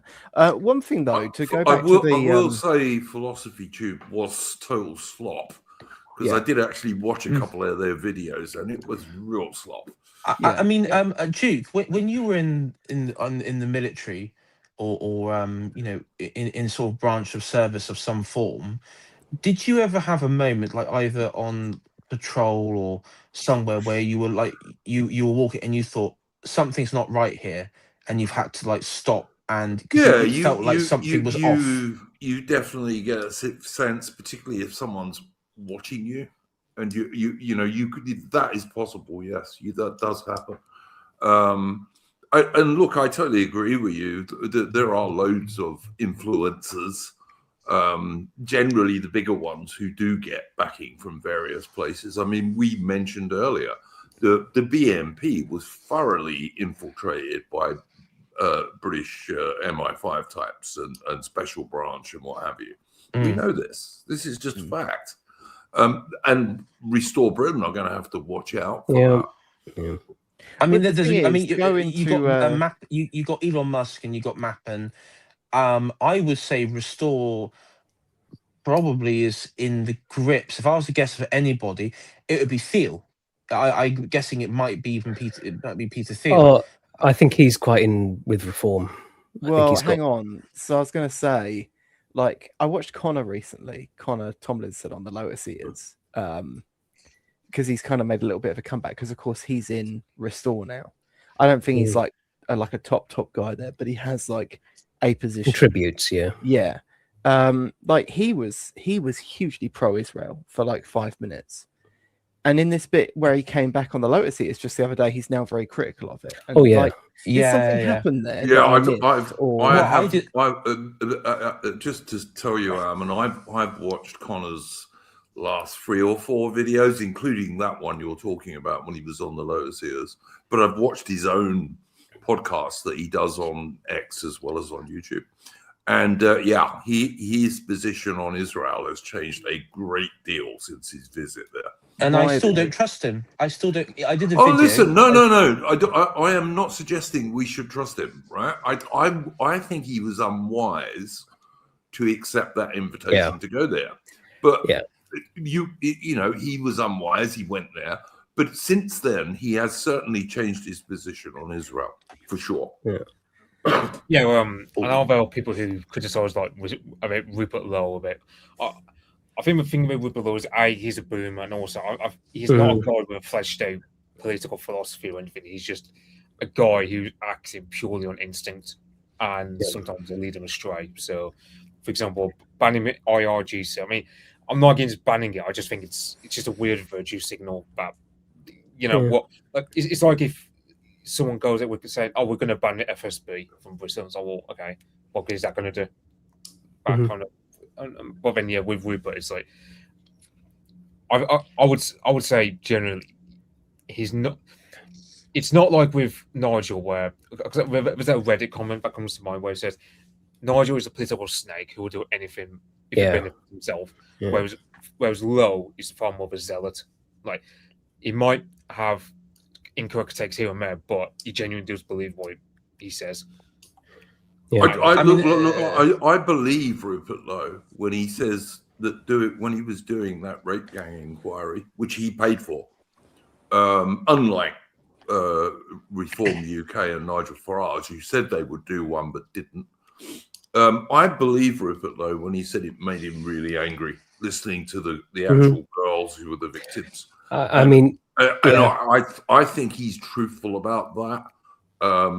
Listen, do I totally agree with everything Rupert Lowe says and believes? No, of course not. But he's, as Steve Law says, he is far and away the closest serious politician to what I do want. Far and away. Well, and my thing has always been, I don't feel like he hates me, that's the bar really. Just one politician who doesn't hate me. Okay. Because Nigel hates us. Yeah, and also. Oh yeah, I mean, well, I'm sure he hates us in particular because we're never very flowering to Nigel for us. But yeah, no, right now. Well, there's probably someone from Reform UK is, but yes, yeah, me too. Sorry, Mitch, you carry on, mate. I was going to say that Ernst Jünger quote. I keep referencing. Always comes to mind. Like in politics, as in life, like the superior form of intelligence is instinct. And it's, I mean, what do our instincts tell us? Well, I certainly don't trust Farage. Particularly, the only time I'd vote Reform is if there's no one else on my ballot, and I'm quite. I mean, it's like you might have someone like Robert Kenyon on my ballot, in which case I wouldn't say no to voting for him. And I am a bit disappointed in how we attacked him back on like Monday and Tuesday kind of time. But instinctually, I'm far more driven to Rupert Lowe than I am to Farage. So that's one with Restore. Yeah. I would just say to Frankie HAR in the chat says he hates French Huguenots. I would say two things. True. No, I'd say two things about that. But first of all, Lady of Shot's a French Huguenot. And believe it or not, as far as I'm concerned, she's still my friend, assuming she's still around. And also in South Africa, the Afrikaans people include loads of French Huguenots. So, you know, I've got more Well- time for French Huguenots than Frankie HAR has. I thought you just sucked the wind out of the sails, but I'm want to do it anyway. We got 53 viewers on YouTube right now, so if you're not a reform shield, one in chat right now. Let's weed them out. You know, Well, we got 75. I do know. We've got 75 viewers altogether, but that Yeah, I includes can't includes see the other X. comments. so We'll just have to if assume you're- they're all reform plants. Sorry. You know, Hold on, guys. If you're a reform supporter, you must stand up, recite the national anthem, and leave the hall immediately. I thought you were going to say recite the Torah then for a second. no, that's our job as the Mossad agents. See, no one got my Saddam Hussein reference. Damn I it. got it. You got it. Okay. I do know that the Twitter account Jonathan Bowden quotes, he will hate watch us sometimes, and he's a massive reform fag, and then he'll sometimes post Oh, about I, this. I didn't know that. Yeah. I know the account. I didn't realize. Oh. Yeah, I've seen him Is he? posting stuff about stuff we say on this stream, mocking it. Yeah, trying to mock it, and it's. I hate him so much because Jonathan Bowden would despise the man, but he wears him as a skin suit. If Jonathan Bowden was around today, he would be supporting Restore Britain. I am absolutely certain of that. Yeah. I've seen no Absolutely ones in certain of chat, so I'm actually fearful that every single one of our viewers is a reform agent. Oh well. It's No, like beautiful I- mind. I'm just seeing like villains everywhere now. I don't know. I think we've got a pretty loyal audience. Actually, I see a lot of the same people watching us. What if these are just all like MI5 officers? They and could just be. Mossad, Yeah, the they could CIA. be. all It's here. so huge. We've got no authentic viewers. Yeah. Yeah, We're not all one. here. Not one. Like, They're all Indian bots. Every single one of Like, them is an Indian bot. Yeah, like Lady Charlotte was just an MI5 officer who retired, and then bloody Aubrey, she's like some CIA officer. I mean, it's just like they're just everybody is just fed. I'm sorry, maybe I'm a bit drunk and I've been taking stuff, but I'm quite paranoid at the moment, and I can't help it. I've got to say, if Aubrey was a CIA officer, she would be less boomerish than she sometimes is. Oh, that's to the be deep honest. cover. That's the deep cover. Oh, I see. It's a double bluff. Yeah. Okay, Yeah. fair enough. Right. Anyway, Woodpip put one in chat. He's a real one. He's our one genuine viewer. Yeah. Richard Hughes is here quite often, I notice. All right, guys, let's talk for the last bit of the show. Let's talk about this Frank Wright guy, who I now follow on X after his brilliant talk on that video. That I'm sure everyone's seen. do you like him just because he wears the same hat as you? Well, that does actually bias me towards him because I am a Panama hat fan. I wear one all the time. Well, most of the time. And so that does bias me towards him. But I also thought his I wouldn't say it was a speech, but his exposition was extremely accurate. And Yeah, I mean, Evola's I like the Sunglasses speech. tells me he's on Substack as Yeah, well, he is. where there's a he's an lot of author. good people. He may have actually watched this stream, because I know that he follows Horus, Morgoth, those sorts of guys, and Endeavour, and he's retweeted me on X before now, so yes. There's a good chance he watches this. So if you're watching this, pal, and you want to come on here at some point, Well, I guess feel free to. I mean, yeah. Absolutely. I would have him on this stream as soon as he asked if he wanted to come on here, for sure. well, I did actually reach out to him, asking if he'd do an interview, and he got back to me a couple of days ago and said he would. Nice. Cool. Yeah. Obviously, I think cool. Well, he's a bit busy. When you interview him, Farian, please invite him on this stream at some point. I mean, it seems Okay. like everyone on the When right trying to it's, get him into it. yeah, I mean, he's Robert a bit McWilliams busy. will beat him. Yeah, he's a bit busy at the moment, but he's he should hopefully he'll get round I will say I'm meet some not really point. sure if I agree with his stance on immigration being a product of our foreign wars. I kind of think it's not completely baseless, but I do think some people like the left, like Corbyn used to use it as a massive cop-out You're all the right, time. Adam, about this. I noticed this on one of the Connor Tomlinson streams. People who say that all immigration is the result of Middle Eastern wars. That's just not true. I'm sorry, it's not. I wish it was. I mean, most of it's down to capitalist greed in our country. Most of it, I mean, not without going all commie mode on you guys a minute. A lot of it comes down to the big multinational companies consistently being allowed to get away with importing foreign labor.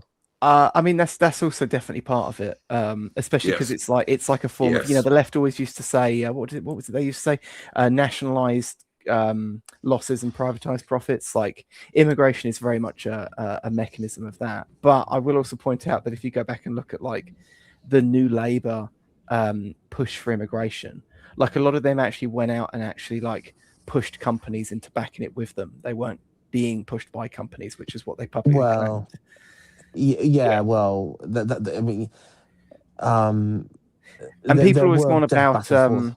the unions as well, and they like I remember AA always making this big point where he used to say that the unions were like nativists. But when I was doing my big thing on Enoch Powell, I remember going back and looking into that, and I couldn't find that much evidence for it. There were a couple of the smaller unions that were like kind of based and racist, but like There was I do know because I spoke to one union. He was a branch. It wasn't. He was a It branch. wasn't the leadership, though, Adam. No. It was the ordinary members Yeah. of the union who were There pretty was- based, not the leadership. There was a branch manager for I think it was for the postal unions. I think it was in Brighton, and he publicly, because I spoke to him before he passed, and he was a union branch leader, say for Brighton, and he publicly, which got him from the National, weren't very happy. He publicly endorsed Enoch Powell. Yeah. After the Birmingham address. Yeah. So you did have figures, but as Andrew said, it wasn't the top leadership, because of course they were directly connected with the British state in many ways and the Labour Party. Yeah, I mean, I actually found an interview, and it was like 20 years old, and I really thought I'd saved it, but I must not have, and I'm really pissed off that I didn't, because I've never been able to find it since. But it was a guy who was like the head of a union, but he was like the sort of like the regional manager for the union that covered most of the dockyards, and he was being interviewed by someone from the Morning Star, and he was going into great detail how much effort they put in to counter protests to the people that were going out there to protest their support for Enoch Powell in literally the days after the Rivers of Blood speech. And he had this great pride about it, and these people were going into all this great details about how the unions work to like squash racism, and I'm just like, oh, this is pretty gay. This is cringe. Without a doubt, guys. When people say that the unions were big time supporters of Enoch Powell after his Rivers of Blood speech, they were, but it was the ordinary members for the most part. Yeah, it was not the leadership. I went all the way back to the 1948 Nationality Act. Maybe there were examples before then, but I found there were some unions like where the whole union did actually go against it, but quite a lot of the big unions were actually for it. And one of them even said, I can't remember which one it was, but one of them even their message of support was that they were for the international sort of suffrage of the worker. And I was like, and it's just when the mining, as somebody said in the chat, lots of the union leadership back then were outright Trotskyists and people like that. Those guys were, and of course, they were all for the international brotherhood and all this bullshit. Yeah, it's like my granddad was a coal miner back in the 80s, and he hated the unions. Like he just he wasn't a political guy by any means, but he could sniff a bullshit in them, and he just hated them especially from the 1970s onward, where like Arthur Scargill and all that crowd, and it's just Yeah, I've met a few ex-miners actually when I was quite young that all seem to really be quite anti-union as well. Let me just say, Woodpit, when Woodpit says unions used to be anti-immigration, he's right, but you have to go back before the Second World War to find that. Yeah, but maybe. unions went in favour. You going back to White Australia back in like 1900, and then after the Second World War, the unions just go lockstep in with the system. 100%, Mitch. I mean, I is didn't. the truth. As I said, I didn't find any evidence for it, but I only went back as far as I said, 1948. I didn't look any earlier than that. But they all seem to be very, very pro-immigration, except for like the grassroots. And even there were some other standout examples I found, like when I was looking into there was that thing where the Sex Pistols had the album released, and the workers in the factory that were producing the records went on strike, but like from everything I seem to read, the union wouldn't back them. They had to like go and strike by themselves. So yeah, there was all sorts of, but that's of course much later, you know. So yeah. One thing I would say is on that, a lot of immigration, you go back quite earlier on, maybe in the 40s, you had like various waves of Irish immigration, and you see a lot of shit lists. They'll say, we've always had immigration.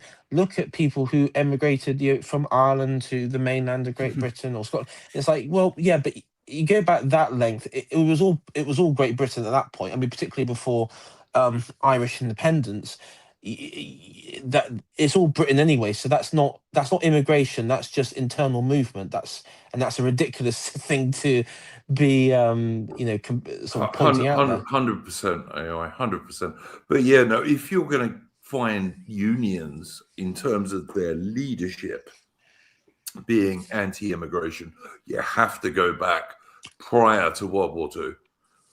And then they were, because in those days they were sane enough to realize, if you're going to have immigration into your country, it's going to lower your workers' wages, because the more workers they are, the less you have to pay them. It's not exactly rocket fucking science, is it? Mm. Yeah, there are sort of other mechanisms to it as well. Like by transplanting them into the West, you're also, because of welfare and everything else, they're then getting essentially more spending money. So that has a sort of upward effect on the market. So there is definitely there's a very strong capitalist element to it. But I also think people just shouldn't discount the fact that our elites probably just hate us and intend for these people to be here as a sort of punishment. It's kind of been the theme for this stream, I'd say, Armin, is that our own elites, like the professionals, the politicians, the higher up civil servants, all of the 95% of the academics, they're all fucking traitors, basically, and have been for a long time now. Yeah, I'd say the argument about wars. It's like, well, for example, when Genghis Khan burned down Beijing to a crisp, you didn't have massive Chinese people move over to Mongolia, did you? Mongolia did have the benefit of being nothing. It's amazing that you could get any empire coming out of Mongolia, really, when it's just flat and tense. Yeah. I imagine, though, that Frank would be aware of the capitalist side of the of the immigration, because he was quite critical about the Tories and their market worship. You've got to look at both sides of the coin. The union leadership, and as AI rightly points out, the leadership of unions in Britain is intricately and deeply related to the Labour Party, and has been forever, basically. Yeah. So there's that, as well as the capitalist. We'll import loads of cheap labor, and that will make it cheaper for all these international companies. They're not even British companies anymore.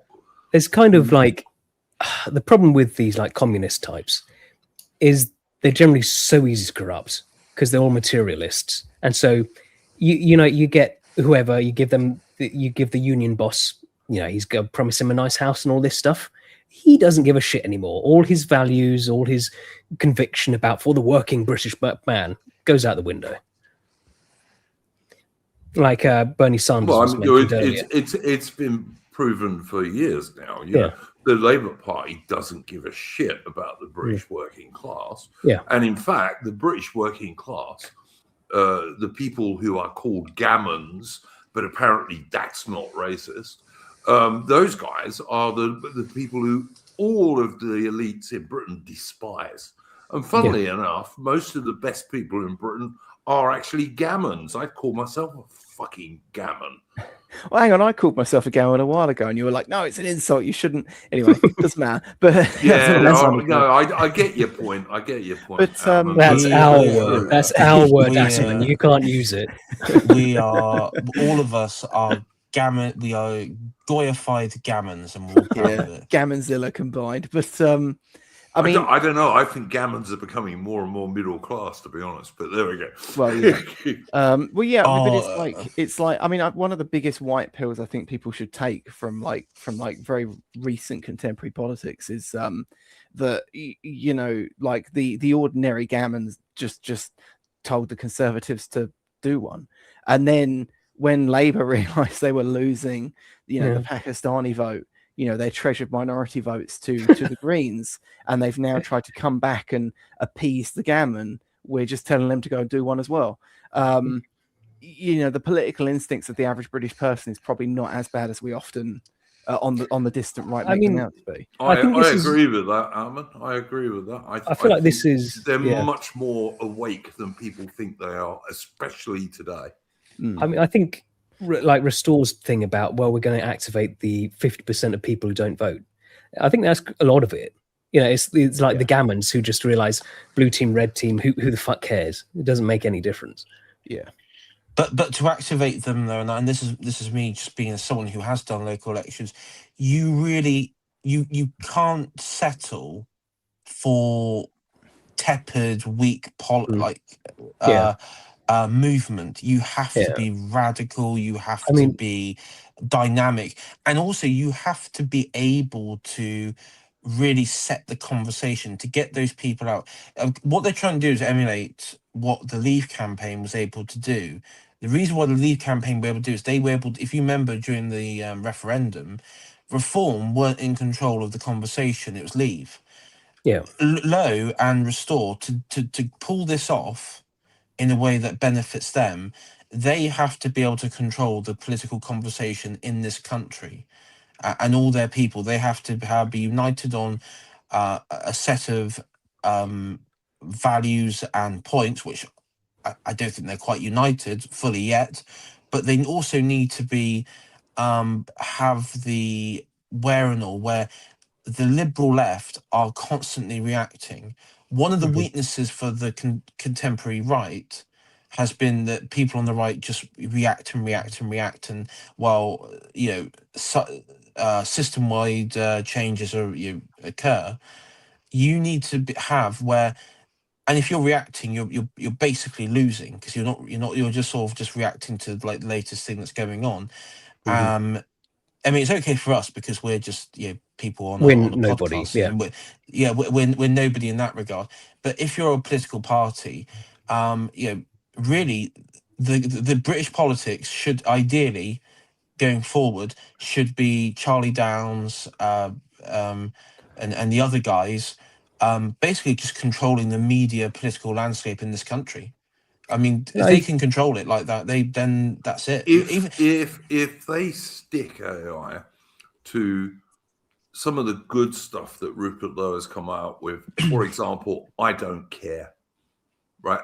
In terms of someone calling you a racist, that's a good policy most sensible people will support, because certainly that's been my attitude for a very long time. Someone calls me a racist, I laugh, right? And the idea that Sikhs and Somalians and Jamaicans and Pakistanis are not racist is just fucking ludicrous, frankly. But also things like Rupert Lowe, millions must go. Great, because that's the truth. I think the calling the rape gangs a Holocaust, that's really set them to reacting to us. That's set the tone. It is. It's provocative, And because it was a Yeah. real test. I felt like, are you going to apologize? Because they all came out guns blazing after that, the usual suspects. But no, they all stood their ground, which that was a good test. They passed that. Yeah, Yeah, 100%, Farian. 100%. Yeah, I've seen people saying that they want Charlie Downs to become deputy leader, which He kind of is, isn't he? I always viewed him as the second there. yeah, because there's that Napoleon quote that comes to mind where he said, because Napoleon famously said, if anyone over the age of 40 just doesn't get it, and I think like Charlie Downs is of that. Well, he's the same age. It sounds like he's younger than me by like a few months or something like that. So, Yeah. so that so he's fairly young, and I do think he needs to. Because there's that tweet he made back in November where he said, "Oh, the rape gangs happened because of like low religiosity or something like that." Yeah. So he does need to learn the ropes a bit in terms of what not. We to can't. say, but... We Look, can't spurg out about every Yeah. little thing, though. We need to just. can't expect these people to all be perfect and all do exactly what we would like them to do, because it's never going to happen.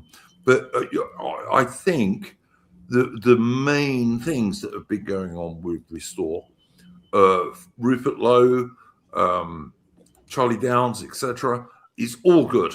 It's all good. And I think most ordinary British people will find that most refreshing. Yeah. And I've also liked how over the past week, everything Restore have been putting out has been saying, look, we are not going to have internal pressure groups like Friends of Israel and all this shit. We're not going to have that in Restore Britain. And I think, again, brilliant. I mean, I also think. people... Sorry. I was going to say, like AI's point about there's been some not so good hires, which I agree with, but the fact that all these sort of the attacks and where they're coming from at the moment, that does give me that does give me some confidence in them.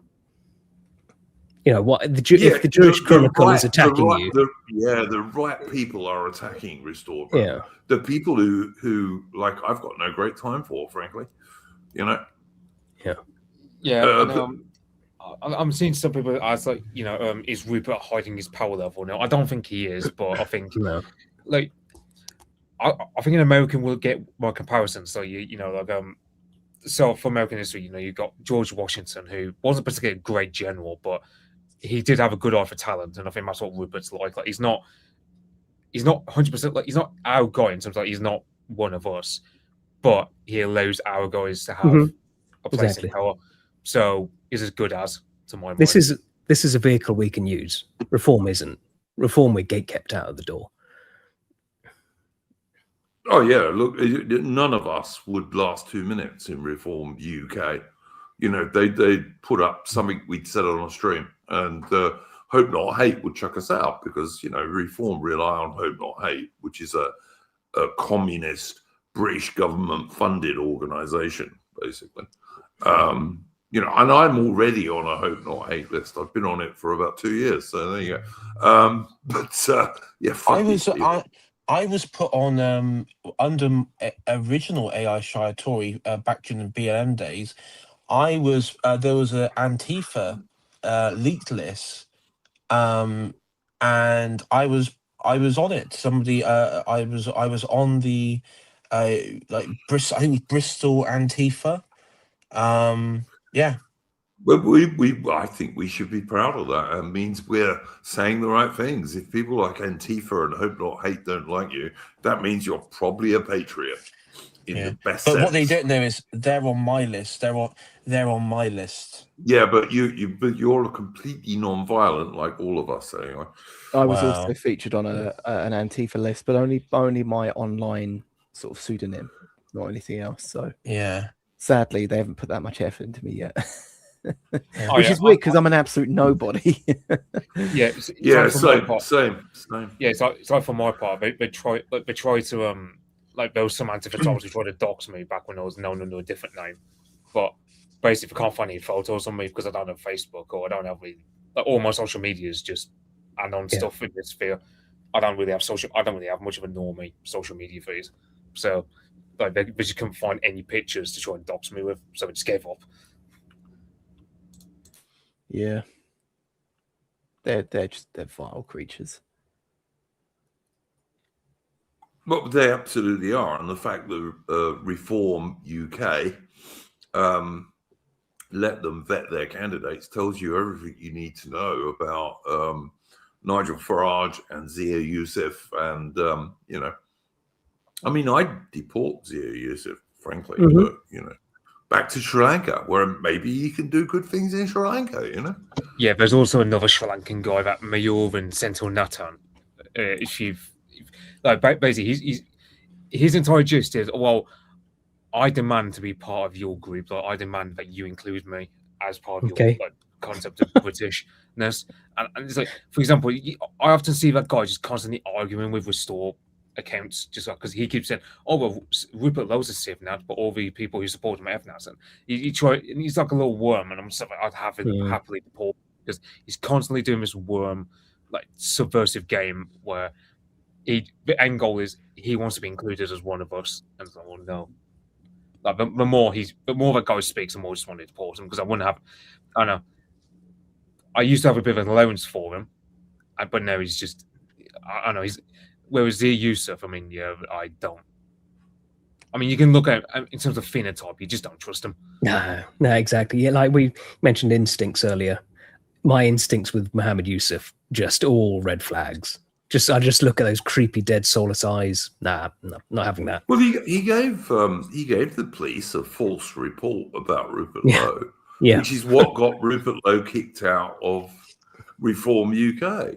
Like, someone recently said, "Oh, he flounced out of Reform UK." That was one of the attacks. Yeah. No, he didn't.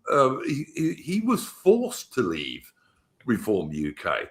And so when you get the likes of Farage and Youssef and other Reform UK shills talking about, oh, Restore Britain are going to split the vote, etc., it's entirely their own fault. Yeah. Because otherwise, Rupert Lowe would still be in Reform UK. Mm-hmm. Oh, our buddy Harrion, apparently he's now gunning for Mohammed Yusuf to take over the party. Why does that not surprise me? I know, right? Least? Yeah. You'd think you learn a lesson from the local elections where all the diversity candidates, they all lost out. No. It wasn't diverse enough. That was the problem. You can imagine, like, him. I know the other guy who's had a massive crash out lately is a Matt Goodwin. I've seen him. Yeah. Like, not content with trying to sell a dead book, but also he's just he keeps crashing out every 5 minutes. So, like, well, an AI written book, probably, to be honest. But yeah, it's like I mean, for me at least, I was willing to give people like Matt Goodwin and stuff.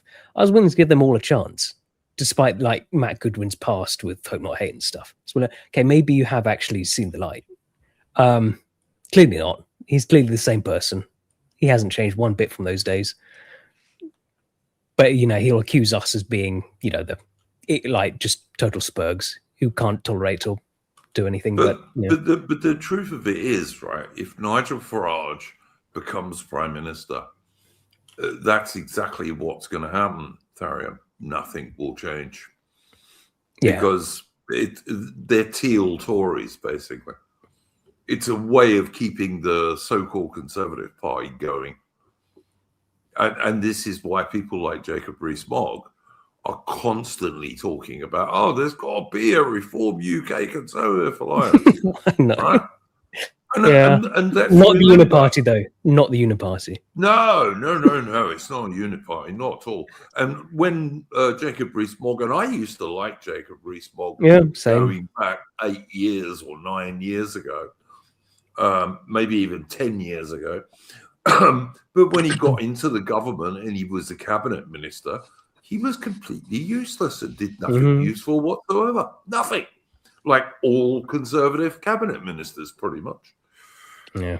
Well, because I know Jacob, and I've met him a few times because, of course, he's down my neck of the woods, and he uses his, like, aristocratical airs and graces and sort of I mean it's just a total larp. I mean, his father was a total liberal who Yeah. pushed for, you know, a lot of this open society crap, and he's no better. And yeah, I mean, like, look, he was yeah, I don't think much of him. And you know, I just think I do think he's just I think he's actually a bit of a lolcow, to be honest. Mhm. Really, at it Mhm. at its height, you know, he's a lolcow. Yeah. Many, Yeah, many such cases, I'd say. Yeah, I will say it's interesting.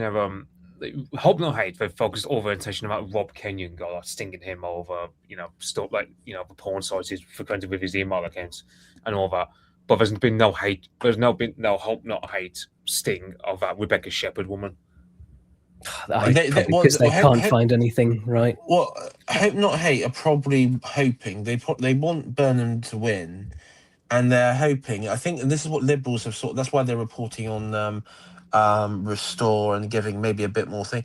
They are generally hoping that this would cause a split in the vote, which it might do, or who knows, but a split in the vote which would allow, even if Burnham was to win this seat on, like, say 30% or even 29%, could happen. You never know. Then that would be then yeah, they could. That's why they're giving, they're sort of like trying to boost Restore a bit to do that so it encourages a vote split. Whether that it could blow back in their face, though.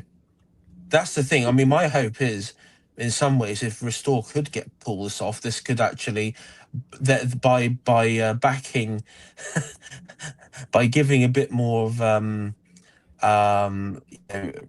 energy behind Restore, they could have accidentally created the beast they thought they could control. Well, they generally seem to believe that like the British public are all leftists like them deep down. Yeah. And that they've just been driven to like a momentary hysteria by Farage's like incredible rhetoric. And they seem to think that if like a more extreme party from the right like dilutes down Restore, it will just kill that whole movement dead, and it will just be 2-0 parties. But I don't think they quite understand the sort of like precipice they're staring over. But no, they don't. And it's been proven, right, that most so-called Conservative Party members of Parliament are to the left of most Labour voters. Yeah, there was a study a while back called the Mind the Values Gap or something. I was going to bring up some screenshots of it actually a few streams ago for something. I can't remember what it was. I think they're still on my desktop, but have I still got them? But yeah, basically they were like you know, as you say, like the only time at which the parties actually became radical in any real sense was when you got down to councillors or membership level. But everything above that, MPs and everything else, yeah, as you say, like even the average like Tory was to the left of the average voter. It was pretty mad. Well, that was a while ago. I'm sure it's worse now. And the average, not the average Conservative voter, the average Labour voter, they were to the left of. In most like social stuff and what have you, you know. I mean, also someone just brought up Ali G in the chat there. Now, I never liked Ali G or Borat or any of that sort of stuff.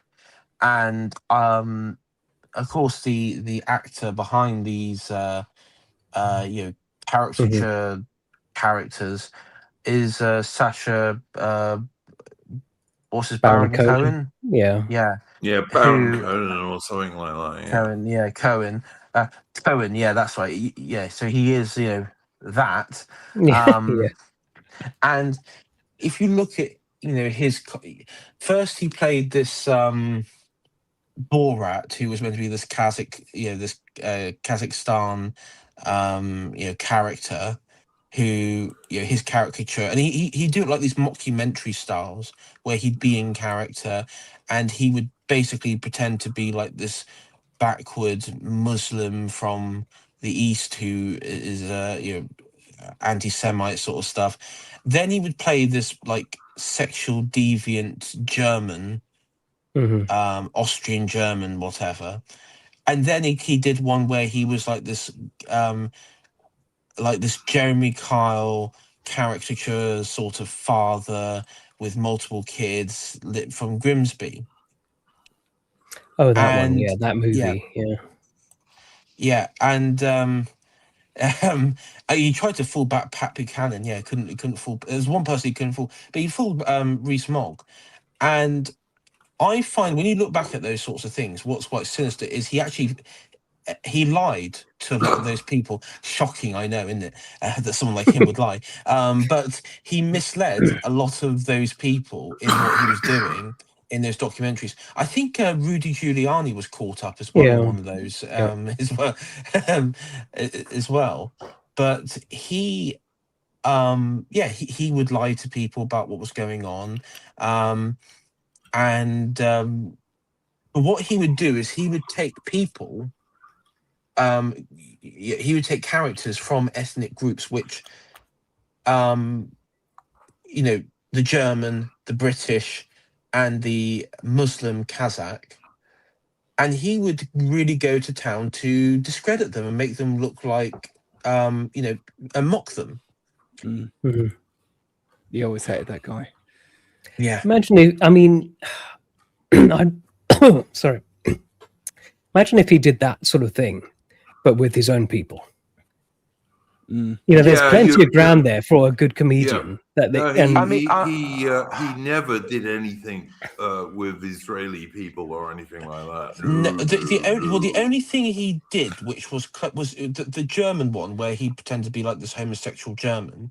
He did go to Israel, but this is the thing: he went to the they're that sect of Orthodox Jews who don't recognize that Israel should exist as a country because they're because of the Torah or something like that. So they're like one of those bizarre sects of Israelis Jews that don't like Israel. Yeah, it's because it's made legally rather than by the Messiah, so it doesn't count. Yeah. That's right. That's their sort of understanding of it. And he went there dressed up in like skimpy, like a really gayed up yarmulke and stuff. But the point is, AI, he wasn't taking the piss out of the Israelis, of course. He was taking the piss out of the Germans. Yes, basically, he was a German. Yeah, so in that one, he was trying to like what he does the inversion, because the Germans I've seen, like, okay, take my profile pic here, a total stern and strong image of a man. And what does he do? He does the inverse. He makes them look very weak, effeminative, and gay. That's sort of like what goes on in these sorts of things, is they like to invert the characteristics. The British, and I look at Jeremy Kyle. Now, where does that come from? That comes from Jerry Springer in America. Now, what was Jerry Springer? Yeah. Oh, you're absolutely right, AI. Although I have just noticed something. You're the only person on this stream who doesn't have a British avatar. Yeah, this is why Mossad are after you, AI. Yeah, this is why Mossad are after you, mate. Because like all the rest of us, like Mitch's is Anglo-Saxon, Adamans is a Spitfire pilot, and of course Farium's got the famous White Horse. So yeah, you're the odd one out there. You see, we'll let you off. But you get extra base points. It's fine. But you have to admit, like the Air Reich Marshal himself is such a Chad. He looks like such a Chad. Like, come on, it's just like. Oh yeah, look, I like the monocle and all that stuff. Yeah, for sure. I'm only joking. I'm not being serious. The thing is, though, on the Sacha Baron Cohen thing, have any of you ever looked into his brother? So it's actually a bit of a weird countenance, because his brother is actually, I don't think he was knighted, but he got like an OBE or something from the late Queen. He's like a doctor. And he's actually done, you're a Jewish doctor, not exactly that surprising, but he's actually done like a lot of studies and research essentially proving like sex biology essentialism, right? Which actually seems like quite an anti-Jewish field. And he's got some of the most comprehensive studies on like proving that like even like male and female chimps, newborn chimps will like go towards the males will go towards more boyish toys and the females will go towards dolls and stuff like that. Like completely at odds with his brother. Really, they look alike, but in character he seems nothing like his brother at all. Many such cases. Yeah, I don't know if you've got a brother. I have. No. We're chalk and cheese. Like we get on okay. But we're not mates. We never have been mates, you know. I mean, I'm friendly with my brother. We can talk and stuff, but yeah, I'm a bit like you. We're not that similar personality wise. I was an only child. I think it shows. Yeah, same. I always wanted to be an only child, but that's only because I was expected to look after my younger brother, who was almost 3 years younger than I was, and when I was 7, that was a pain in the ass, to be honest. I would hate having a sibling. I couldn't. I would just, you know, I'd just be like Cain. I'd just like, no, you're gonna die. Mitch, what do you say? I think you got siblings, haven't you, Mitch? Yeah, the thing is, like so for example, my eldest brother is 18 years older than me, so I got nephews from him, but he and I are kind of chalk and cheese. He's way too normy at times, and he'd also be almost like an uncle, that much older than you, yeah. Yeah, it feels like a cousin more than anything. I mean, second eldest brother, I haven't seen him in 10 years. Like he's just he's a tattoo artist, and you know he's very closed off, like even more closed off than I am at times. So I haven't seen him in ages. To be fair, I hasn't seen anyone much of my family. So I mean, are you the youngest? Yeah, I'm the youngest. I mean, yeah, because it's like my eldest brother 83, second brother 89, third brother 95. I mean, there's me 2001. Were you a mistake? No, come on, guys. That's not a fair question to ask somebody. It really isn't. Sorry, it's just the way that he asked it. Sorry, that was wrong. That's not a fair question to ask someone, guys. My third brother again, like it's a matter of he's a lot more. So like, I'm in this, whereas my brother he's still in my Jordan Peterson phase, and it's like he's right.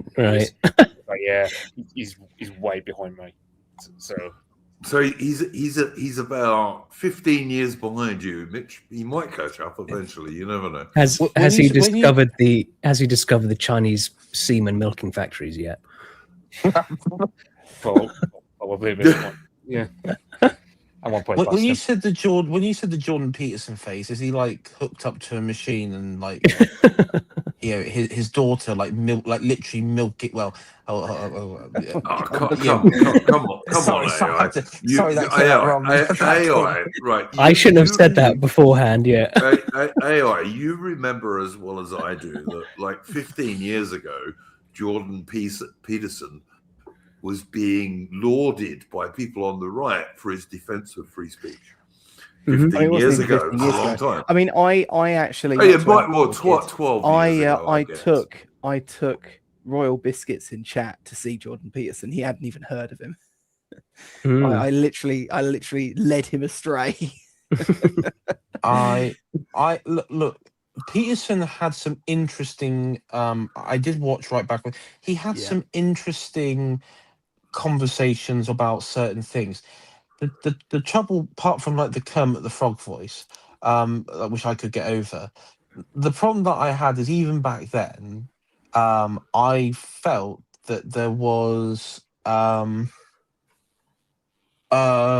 think he lacked with certain nuances of like on religion. He definitely was a bit too universalist. He couldn't really wrap his head around that some aspects, particularly elements of mysticism, is actually quite exclusive That's why there is like deep divide on something. That's me. That was me. My own like personal criticism of him. And but apart from that, yeah, he has some interesting points. I think his best one, and I still say this to this day, is actually how young men should conduct themselves. Because one thing you forget is I remember the way that I found him was you had in the wake of Elliot Rodgers. Remember that like the incel. He's like the incel king for a lot of incel people people like to be edgy, that sort of stuff. And he went off and did like committed a mass shooting and then killed himself after being shootout with the police, and I think it was in California. And then like a year later, or relatively soon after, I saw Jordan Peterson. He was talking about how young men should saying like, look, there is an aspect the system is against you, but this is how you conduct yourself. This is how you can really improve yourself without being worried about certain biological factors which come up, and actually navigating until like manhood. And I did appreciate that. I thought he had some really good advice, like being tidy, trying to tell the truth, being honest, Clean being your aware. room, Bucko. Yeah, Clean your room. and also like how the way that you behave determines how people view you and things like that, which I thought he got across really well, particularly at a time and even now when men get masculinity is massively raged, it's raged against by the system. And also vast numbers of single mothers, so like boys don't have father figures to look up to. But the tragedy of Jordan Peterson is I think he took what was a very promising career, and he took the silver, and he went mad. I actually think he went mad because of his own like conscience and guilt. If I'm absolutely honest, I don't think it was the drugs. I don't think it was I think any of his these wife therapies. I think his wife also died, which, as someone said in the she got chat, cancer. didn't help. That didn't help, I'm sure. And he's probably a bit think she neurotic. died. I think she had cancer. I'm not sure if she died or not. I think she had cancer. I don't think she died, but she had that, and I think there's a lot, and also there was a lot of like public pressure and all that. But I think, in some ways he'd ended up sort of undermining his own core beliefs and missions. He did AI, but look, let's remember why he first became well known. It was because he was a university professor supporting free speech as opposed to political correctness. That's what first made him famous. I think he was a real creature. And there are so few of those, even today, by the way. I think he was a real creature of his time, but we kind of moved on, and he wasn't willing to follow.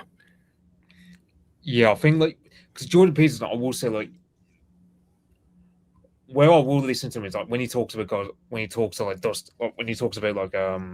certain novels, like he'll talk about Dostoevsky, he'll talk about Solzhenitsyn, but he will never mention what they think of a tribe. It will never mention a certain 200 Years Together book.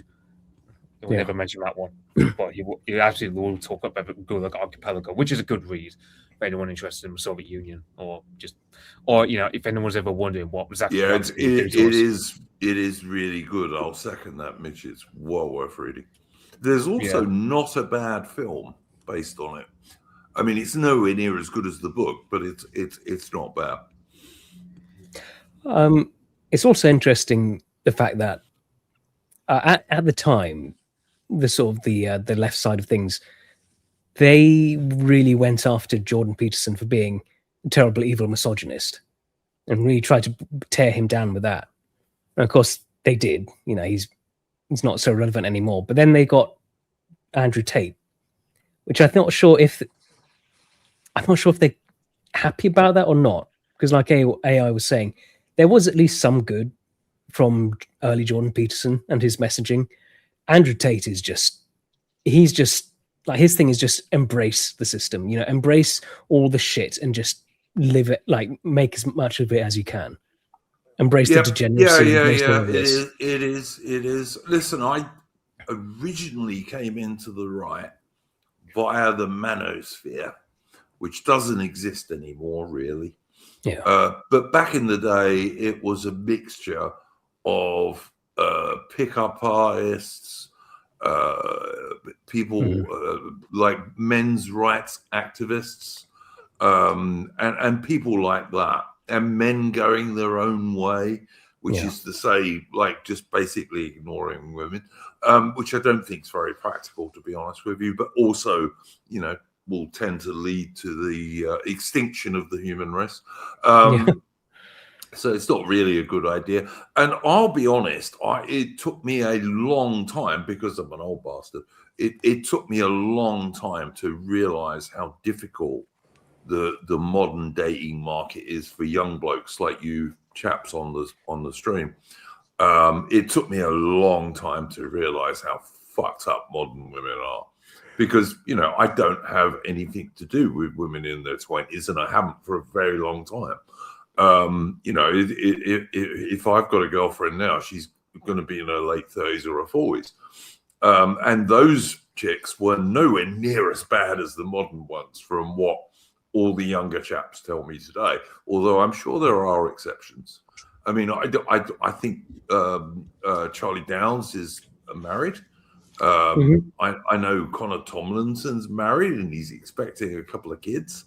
So, you know, you can do it. There are still girls out there you can find. So, yeah, I wonder if, like, I know people used to say the Conservative Party used to be the means for, like, men on the right to find girls. I'm surprised if there's a lot of women involved with Restore, and I know it's like quite a few young birds get from. I'm only seen online. I mean, I got a Restore branch meeting on Tuesday, so perhaps I'll get back to you, like, in terms of, like, if there's any young women supporting it. But I've seen a lot of young women on Twitter being a lot more, and it's I'd also second that, because the last girl I went out with was in mid-30s, and I'm in my mid-20s, because I will Mitch, just same, say, Mitch, the same. Yeah. When I was 19 or 20, I preferred women who were like 29, 30, 31. Jesus. Just did. Boys on her head, Maxim. What the fuck is this? No, I just did. They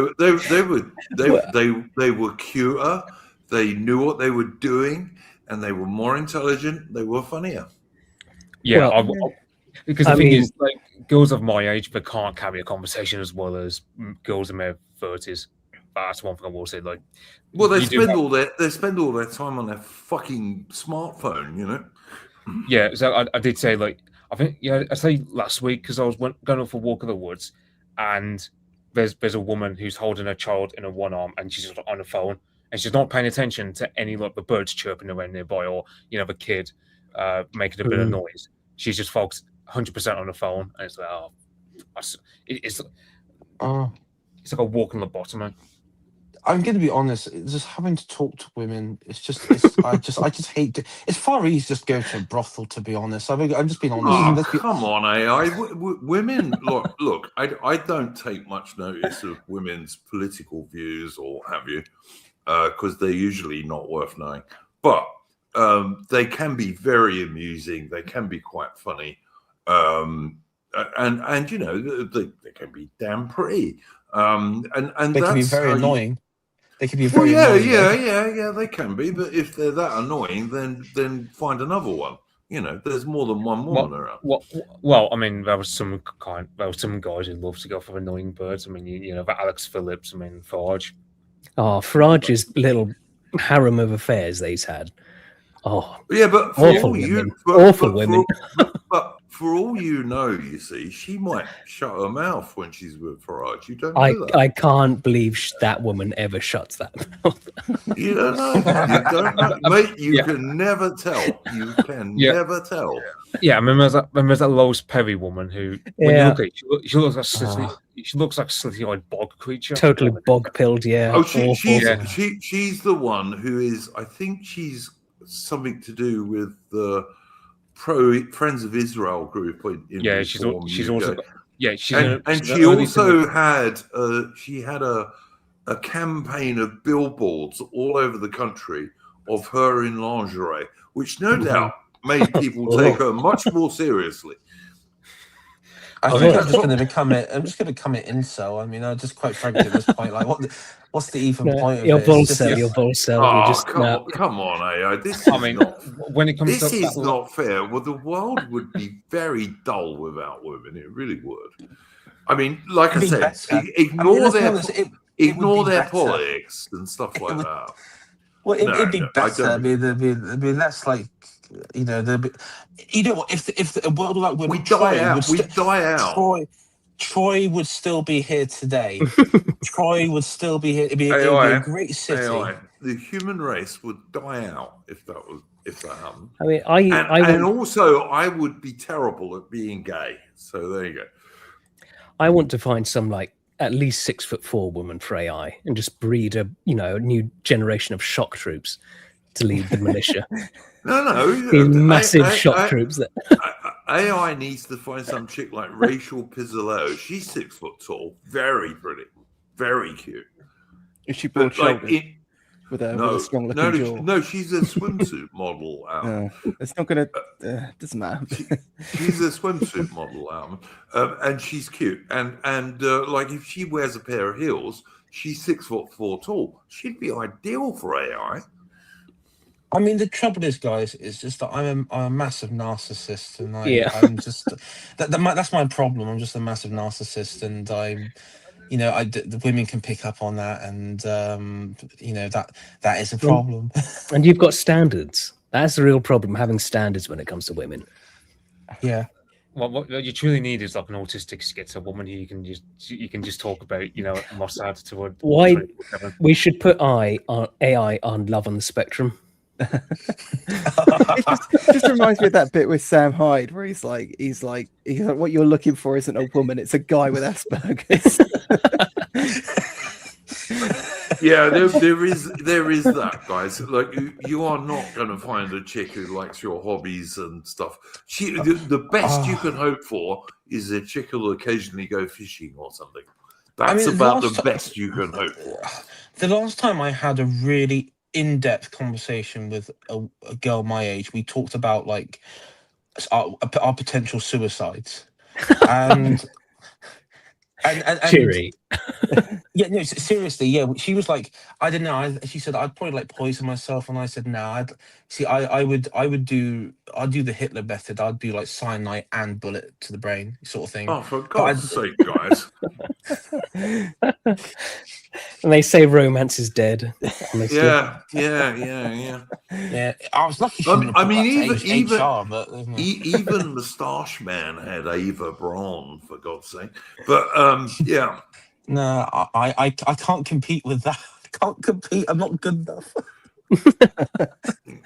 Yeah, Moustache Man, I don't think would have been very fascinating for women. Didn't he? Although maybe because he was quite powerful, I guess, at once. Didn't he go out with his cousin for a while? Yes. He's Skelly Marble. Yeah, his niece or whatever. Yeah. Who died under suspicious circumstances. Yeah, but you got to factor there were plenty of German women who were willing to follow knickers at Hitler when he was middle of making a speech. Oh yeah, but he was when he was powerful. Yeah, women like men who were powerful and rich.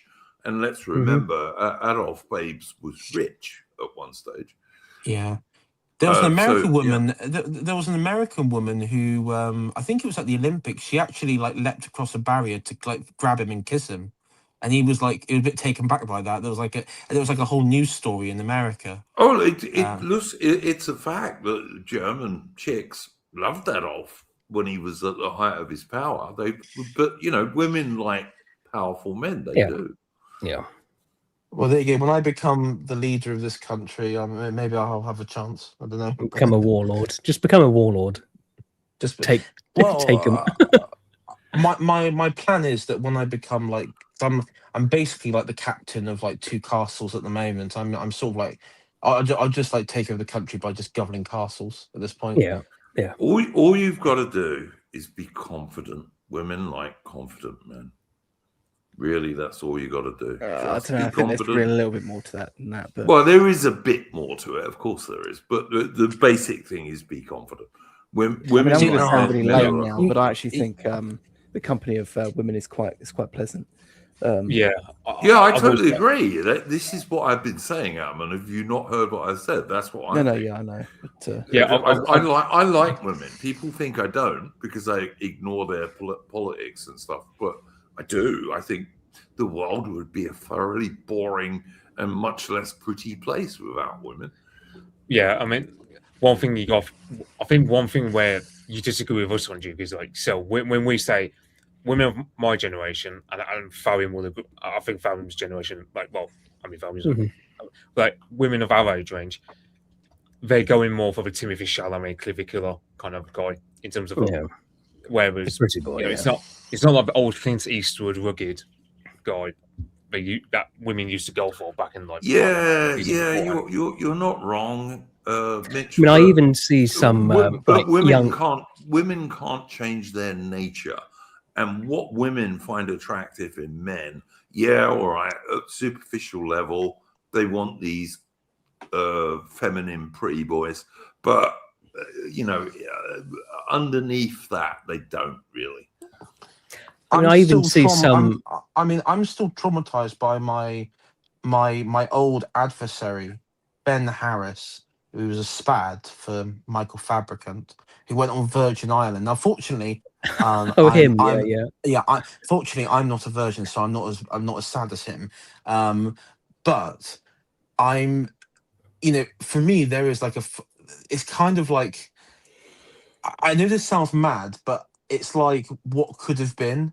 And that is like it actually does haunt me quite a bit. I'm actually like deeply troubled by it, and it's like, if I didn't get out the party and stuff, that could have been. I mean, I don't think it would have been me.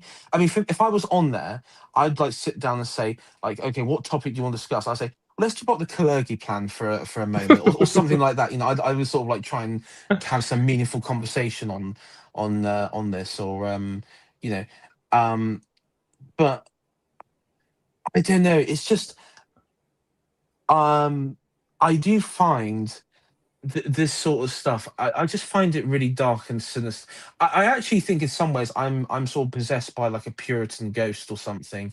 Where I even when I'm gonna be honest, I even don't like seeing like bikinis. I know this, and it's not like in a homo way or anything like that where I don't like it. It's just that I don't know. I'm slightly drunk. Just ignore me. Just ignore me a minute, okay? I think I will just ignore you, AI, because I'm gonna be forced to come to the conclusion you might be gay, and I don't want to believe that of any of my friends. On that note, though, I'm gonna have to head off. Yeah, all right. I haven't been scared off. I legitimately need to go to bed. No, I know, mate. Adam, and anything you wanted to plug before you leave? No, don't let the women get you down. I don't know, something like that. Yeah, don't let the women get you down. Make sure they get you up. But anyway, sharing your emotion with a woman. It sounds really fucking gay. I'm sorry. Yeah, a little bit. Right, good night, everyone. Oh, it depends on what kind of emotion. Yeah, thanks for joining us, Adam, and go well. I have seen some like of the younger, like right-wing women, and you sometimes see their boyfriends, and like Mitch is saying, they like these twinky little things. Oh, some of them, yeah. It's being pushed heavily for sure, but I don't know. Like I said, I don't have anything to do with women in their 20s these days, but I still don't think women can completely divorce themselves from their inner nature, and the inner nature of women is not to like weak, feminine, twinky blokes. It just isn't. Women actually prefer blokes they feel safe with when they're out. And if they're looking at a long-term relationship and possibly marriage and children and stuff. They want someone who they think can provide for them and also protect their family and children. But so I wouldn't give up. I wouldn't give up on that. A lot have been psyoped into not wanting that, though. That's the thing. The thing though is they are more prone to evil, and that is truth. that is truth. That's truth. You're right. A bad woman is way worse than a bad bloke. Way worse. Yeah, I'd agree. But this is where you guys, but this is where I think you guys get things wrong, or you do at the moment. AI is that you're talking about sharing your emotions with a woman. Don't do that. Don't do that. She doesn't want you to share your emotions with her, really. She might claim she does, but she doesn't really. Yeah, she wants you to be a bit aloof. Yeah, there was a guy I know who he's slightly younger than me. And one thing about him is he's way too trusting of people. Like, one thing he does is he constantly keeps telling people, "Oh, he's got anxiety," or he's feeling a bit down, and and he's got no problems. And he'll just say to women, like, he'll just be very vulnerable. And like, the whole trick is, you don't look vulnerable in front of a woman. Like, it's one thing if, let's say, I don't know. I don't know. Certainly, you do not let her see weakness. Like that's one thing that repels women. Like that's certainly like an iron law. Absolutely, they despise weakness in men, whatever they may say in public. In reality, they despise weakness in men. If you cry in front of a woman, you are fucked, and not in a good way. Yeah, very true. Very true. It's like I mean, you might as well commit Harry at that point. I obviously don't, but you know what I mean. It's like you might as well just leave her. Frankly, you might as well just go and move town, that sort of thing. Maybe I am the most sensitive. Maybe Mitch is right. Maybe I am I'm a sensitive young man. It's not made for this world. No. Even if you don't feel it, act. Tough is not the right word, but act like you don't care in front of women. The other thing that is death to a relationship with a woman is if she thinks you need her. If a woman thinks you need her, she is out of there so quick you won't see her ass for dust. I have actually discovered. You've got to do indifference with women. You must learn indifference. I have discovered that if you give women a bit of attention and then you starve them out of that attention at a later time, it does actually create some sort of further that's one thing I have discovered in my own, because I went through several months of studying female pattern behavior. This is what you do. This is what you've got to do.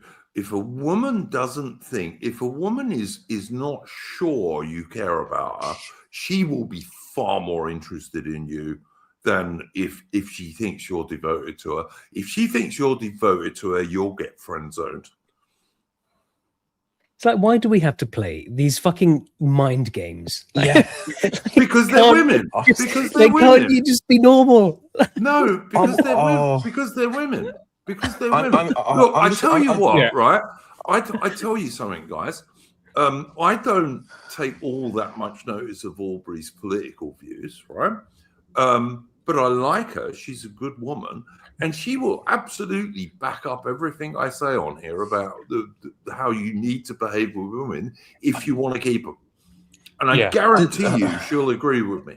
Yeah, one thing I've gone into arguing with women about is the idea of because I know there was one woman who basically said, what do you think about the idea of male-female friendships? I'm like, well, there's no such thing as a male-female friendship. I mean, the only way it works is if either one is gay, either one is gay, or both are not attracted to each other. There's no problem, for example, me being friendly. The only way you can get that, Mitch, is if your mate is married to a woman and your woman is friends with his woman, then you can have it. But that's the only way it ever works.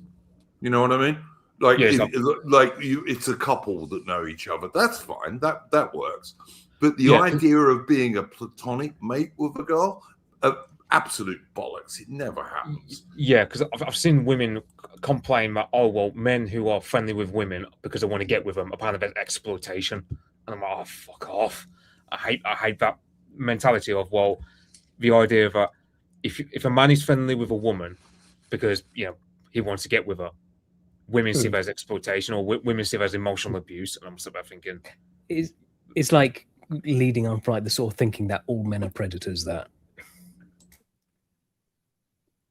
Yeah. That's true, but also women kind of like men to be predators in a way, right? In the sense of women want to be chased, right? They do. But you've got to be so careful doing that chasing. And you've got to use indifference.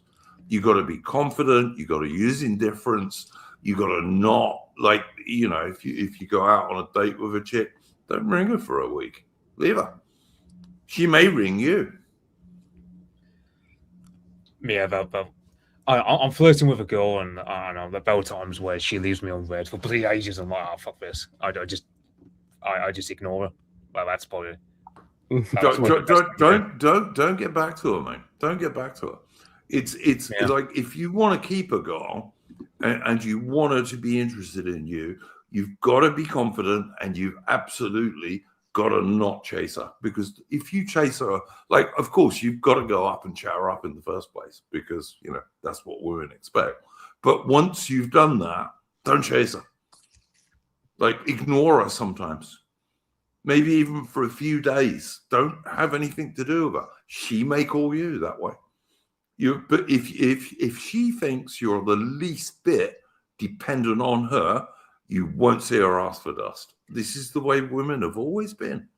Maybe the Indians have a point about arranged marriages. So much easier. I know, right?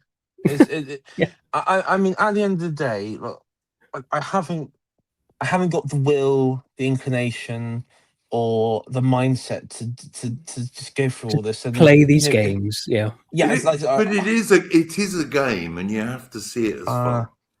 It's a game, and you've got to see it as fun. I want an arranged marriage. I don't particularly want it. Yeah, see, this is where I don't agree with you guys, because I think it's fun. I think it's amusing. You know, it's kind of like going fishing. Finding a chick, it's like going fishing. It really is. You know, you're trying to get her to go for the hook, and then you're trying to reel her in. And yeah, it's fun, but you've got to see it. You've got to see it as fun, of course. Yeah, but one thing is, like, so I've seen women on social media, on Twitter, like, arguing for polygamy, basically, because they're going like, well, because you get guys who are complaining about the hypergamy of women, which is basically, but there's a video going on TikTok which basically it's like this 1 out of 10 woman, like a double bagger, as you'd call it, Duke, who is saying she wants a tall, rich, handsome man, and she's like barely a 2 out of 10. And basically that's a problem you've got with a lot of women, where they just, you know, there might be a 2 out of 10, but they think they deserve the 10 out of 10 chart, and that's why, like, you know, 7/10 of men just don't get looking. And it's at that point. Oh yeah, no, you. I know you're right about that, Mitch. For sure. And I think the option. The thing is, like, you don't look at those girls, for God's sake. I mean, it's like Woodpit says in the chat. Otherwise, women run off with a dashing rogue. Well, that was always me, Woodpit, to be honest. So there you go. Yeah, because I know, like, for example, Shakespeare originally wrote Romeo and Juliet not because it was some sort of romance fantasy, but it was to promote arranged marriage. That's one thing that, when I was taught at school, there was this idea of, oh, well, it's a romance love story. It's like, well, no, it was actually, Romeo and Juliet was written precisely to say to young girls, look, you should just go ahead with the man you're arranged to marry. Don't try and chase romance fantasy. Well, they off themselves. They just off. And of course, it wasn't. They off themselves in the end. Yeah, and the other thing was back in, and you don't. I mean, people were complaining about romance fantasy, like romance novels, like Jane Eyre, back in the 19th century, because they were saying it was given an unrealistic view of men, even back then, let alone with this there was social media. Just, I do think we need to take a leaf out of China's book, where in China they restrict how much TV and social media consumption goes towards, this idea of women always going for the tall, rich, handsome man, as opposed to dosing with reality. Yeah. I mean, look, women have always done that if they could, but the difference is, as Woodpit says in the chat here, these days you've got women who are 5s and 6 think they're 8 and 9s, which they're definitely not, But that's where you, as a bloke, you've got to use your own discretion and stay away from the 5s or 6s. I mean, have I ever been out on a night on the piss with a 6? Yeah. Not much lower than that, though. Not even when I was drunk as a lord. I just don't look at women like that. I mean, I constantly walk around my area and I see blokes with women and sometimes with kids and think, my God, what did you do, mate? I'm not joking. I just think to myself, how on earth did you do that? I mean, I know how to play the dashing rogue. I can, but it's not me though. It's not me. That's my problem with it. You have to play a bit of a game with chicks. You just have to. I'm sorry. Arranged marriage. Yeah, I'm with AI. Yeah, but we're not going back to that. We're not going back to that, Tharium. I'm sorry. I mean, I know, I get that some young guys would like it, but it ain't going to happen. We'll be lucky to get back to marriages like they used to be in the 1960s, never known anything else. Well, yeah. When Rupert Lowe becomes Prime Minister, you'll see, I'm Duke, you'll see, I'll be proven right. Don't think you will be on that one, mate. But I'll write him letters and I'll be like, Lowe, for young, sensitive, aristocratical souls like mine, we must have arranged marriages. State mandated wife. Yeah. Who's going to arrange them though? The government, because it used to be the families, Yeah, well, it'd be Charlie Downs. Charlie Downs is in charge of that. Yeah, Oh my Mercian. God almighty. Mercian will be part of a commission to review. We'll have wife markets, like in Spicklefields, we'll have a wife market. Oh, when you put the leash on her, yeah, I remember those things. Yeah, I mean, I remember reading about those things. But yeah, all right, guys. We've been going almost 3 hours. Unless anyone's got something else they want to talk about. I will just say as a fun, and I saw a post on Twitter, which I'll put in my Discord, where it's like, because basically a guy called Old World Show, I don't really know much about it, but anyway, he said, well, regarding the fact that so many of my generation aren't going to have children, he said that, oh well, that's not too big a deal because the same thing kind of happened around 1700, and I'm like, I think that's a very optimistic view because I think, yeah, me too. That's a very optimistic view because I think there's going to be so many young men who are just embittered. And what's his name? Elliot Rogers, I think his name was. I can't remember his name. That weird Asian guy who went to make. Like, you're going to see a lot of guys become like that in the next decade or two. I just think, look, yes, it's much harder than it was when I was 25. Much harder. I get that. But women don't change their nature that much. They don't. They like a bit of flattery, a lot of confidence, and a lot of disinterest. And if you can get that balance right, you can still get a decent girl.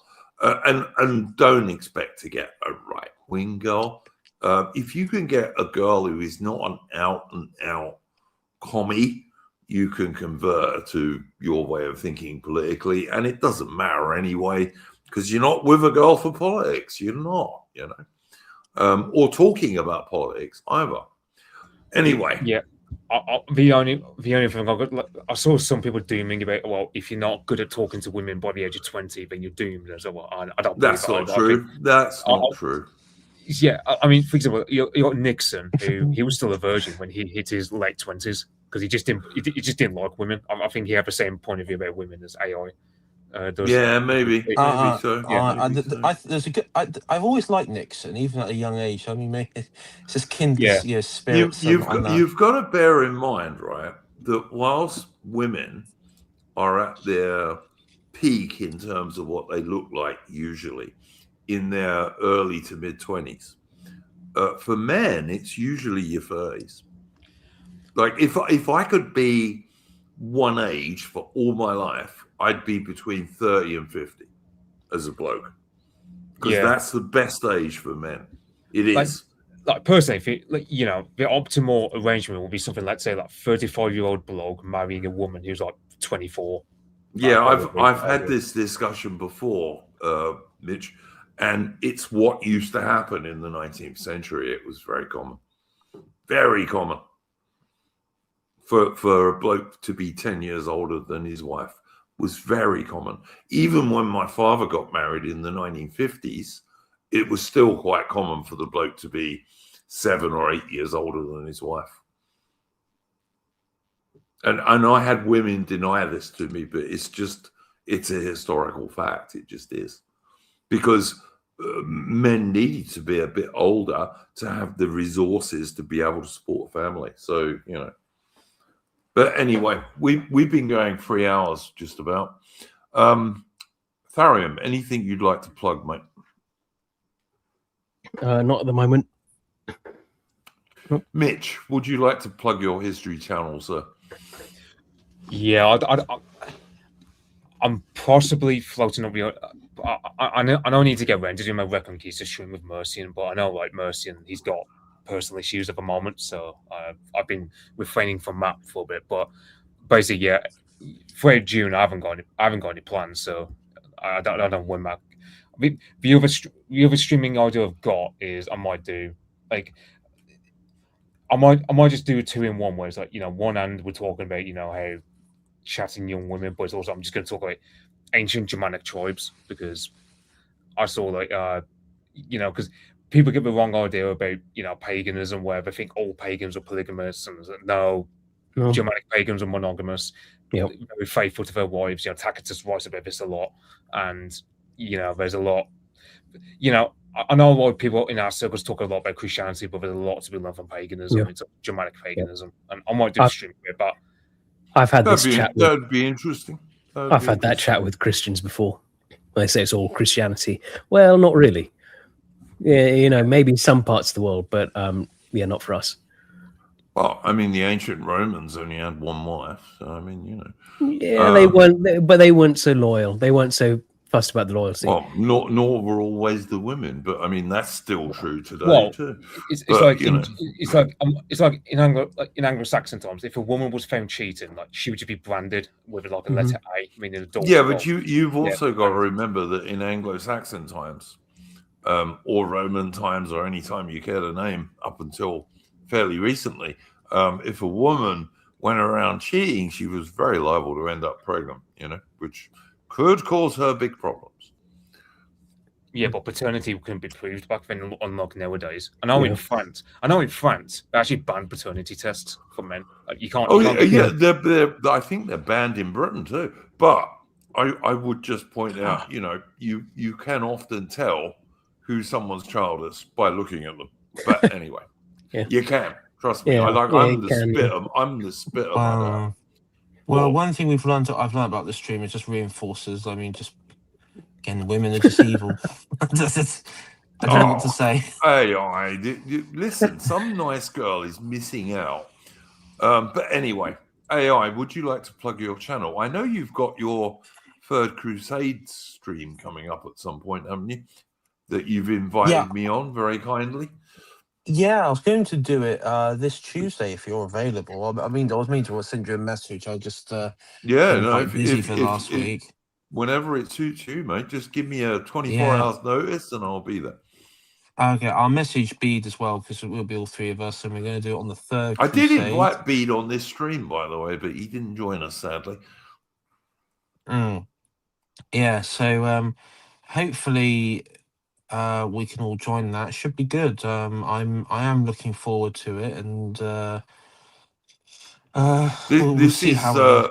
for people in the chat. This is Richard the Lionheart's crusade, where he and his English warriors repeatedly beat the great Saladin. Not Yeah, once, do you know what but several times. Do you know what delayed him to the Holy Land? Go on. His future wife, because she got herself kidnapped. She got herself captured on Cyprus. Bloody women. Women. Bloody Women women. again. Yeah, I know. Bloody women. I swear to God. Was it Machiavelli who famously wrote a chapter saying how women ruin nations? Yeah, but the thing is, he is right though. I mean, it's like Don't give them political power. Don't give them the vote, and it'd be fine. But they did, so there you go. Yeah, I mean, Troy, even in the Arthurian legends, and some of the Arthurian legends, you know, he fell head over heels with Guinevere, and he wasn't focused. Yeah. I don't know. It's Yeah, and Guinevere was pissballing around with Lancelot, of course. So yeah. Well, that was a Yeah. later French thing to cut King Arthur. Well, I mean, yeah, but most of the Arthurian legends were more French than English, to be fair. So I yeah, don't know, okay. Maybe the mullahs in Iran are right about it. Yeah. No, we're not going with white Sharia on this channel, mate. Well, that the last Ayatollah, he wrote some pretty gay stuff about women. Like he'd do the odd tweet going like, "A woman is like a flower." Oh, oh, what a faggot! Damn it! They need a new vigor in Iran, don't they? Ayatollah AI. Women are evil. You know what he does? You know what? If he said that sort of rubbish, I'm glad the Israelis like bombed him into hell. Fucking deserve it. Hang on, we don't support violence on this channel, YouTube, at all. I think you're allowed to AI support is that only violence. talking in Minecraft. No, hold on. I'm supporting Netanyahu on this. Yeah, account. I think you're allowed to support that. Oh, in that case, you'll be all right. Yeah. You can probably slaughter as many men, women, and children as you like if you do that. But all right, guys. Yeah, you know. Thank you. I know it's funny. I know the first Ayatollah who said some spicy things about women. He looks like Sean Connery. Yeah, he does. Yeah, he does. All right. Thank you very much to my guests this evening, Adaman and Mitch and AI and Therium. We will be back probably on Wednesday with a history stream if I can get anyone to come on with me. And if not, we'll be back next weekend with another Splendid Isolation stream. And in the meantime, do not let the bastards grind you down. See you later, guys.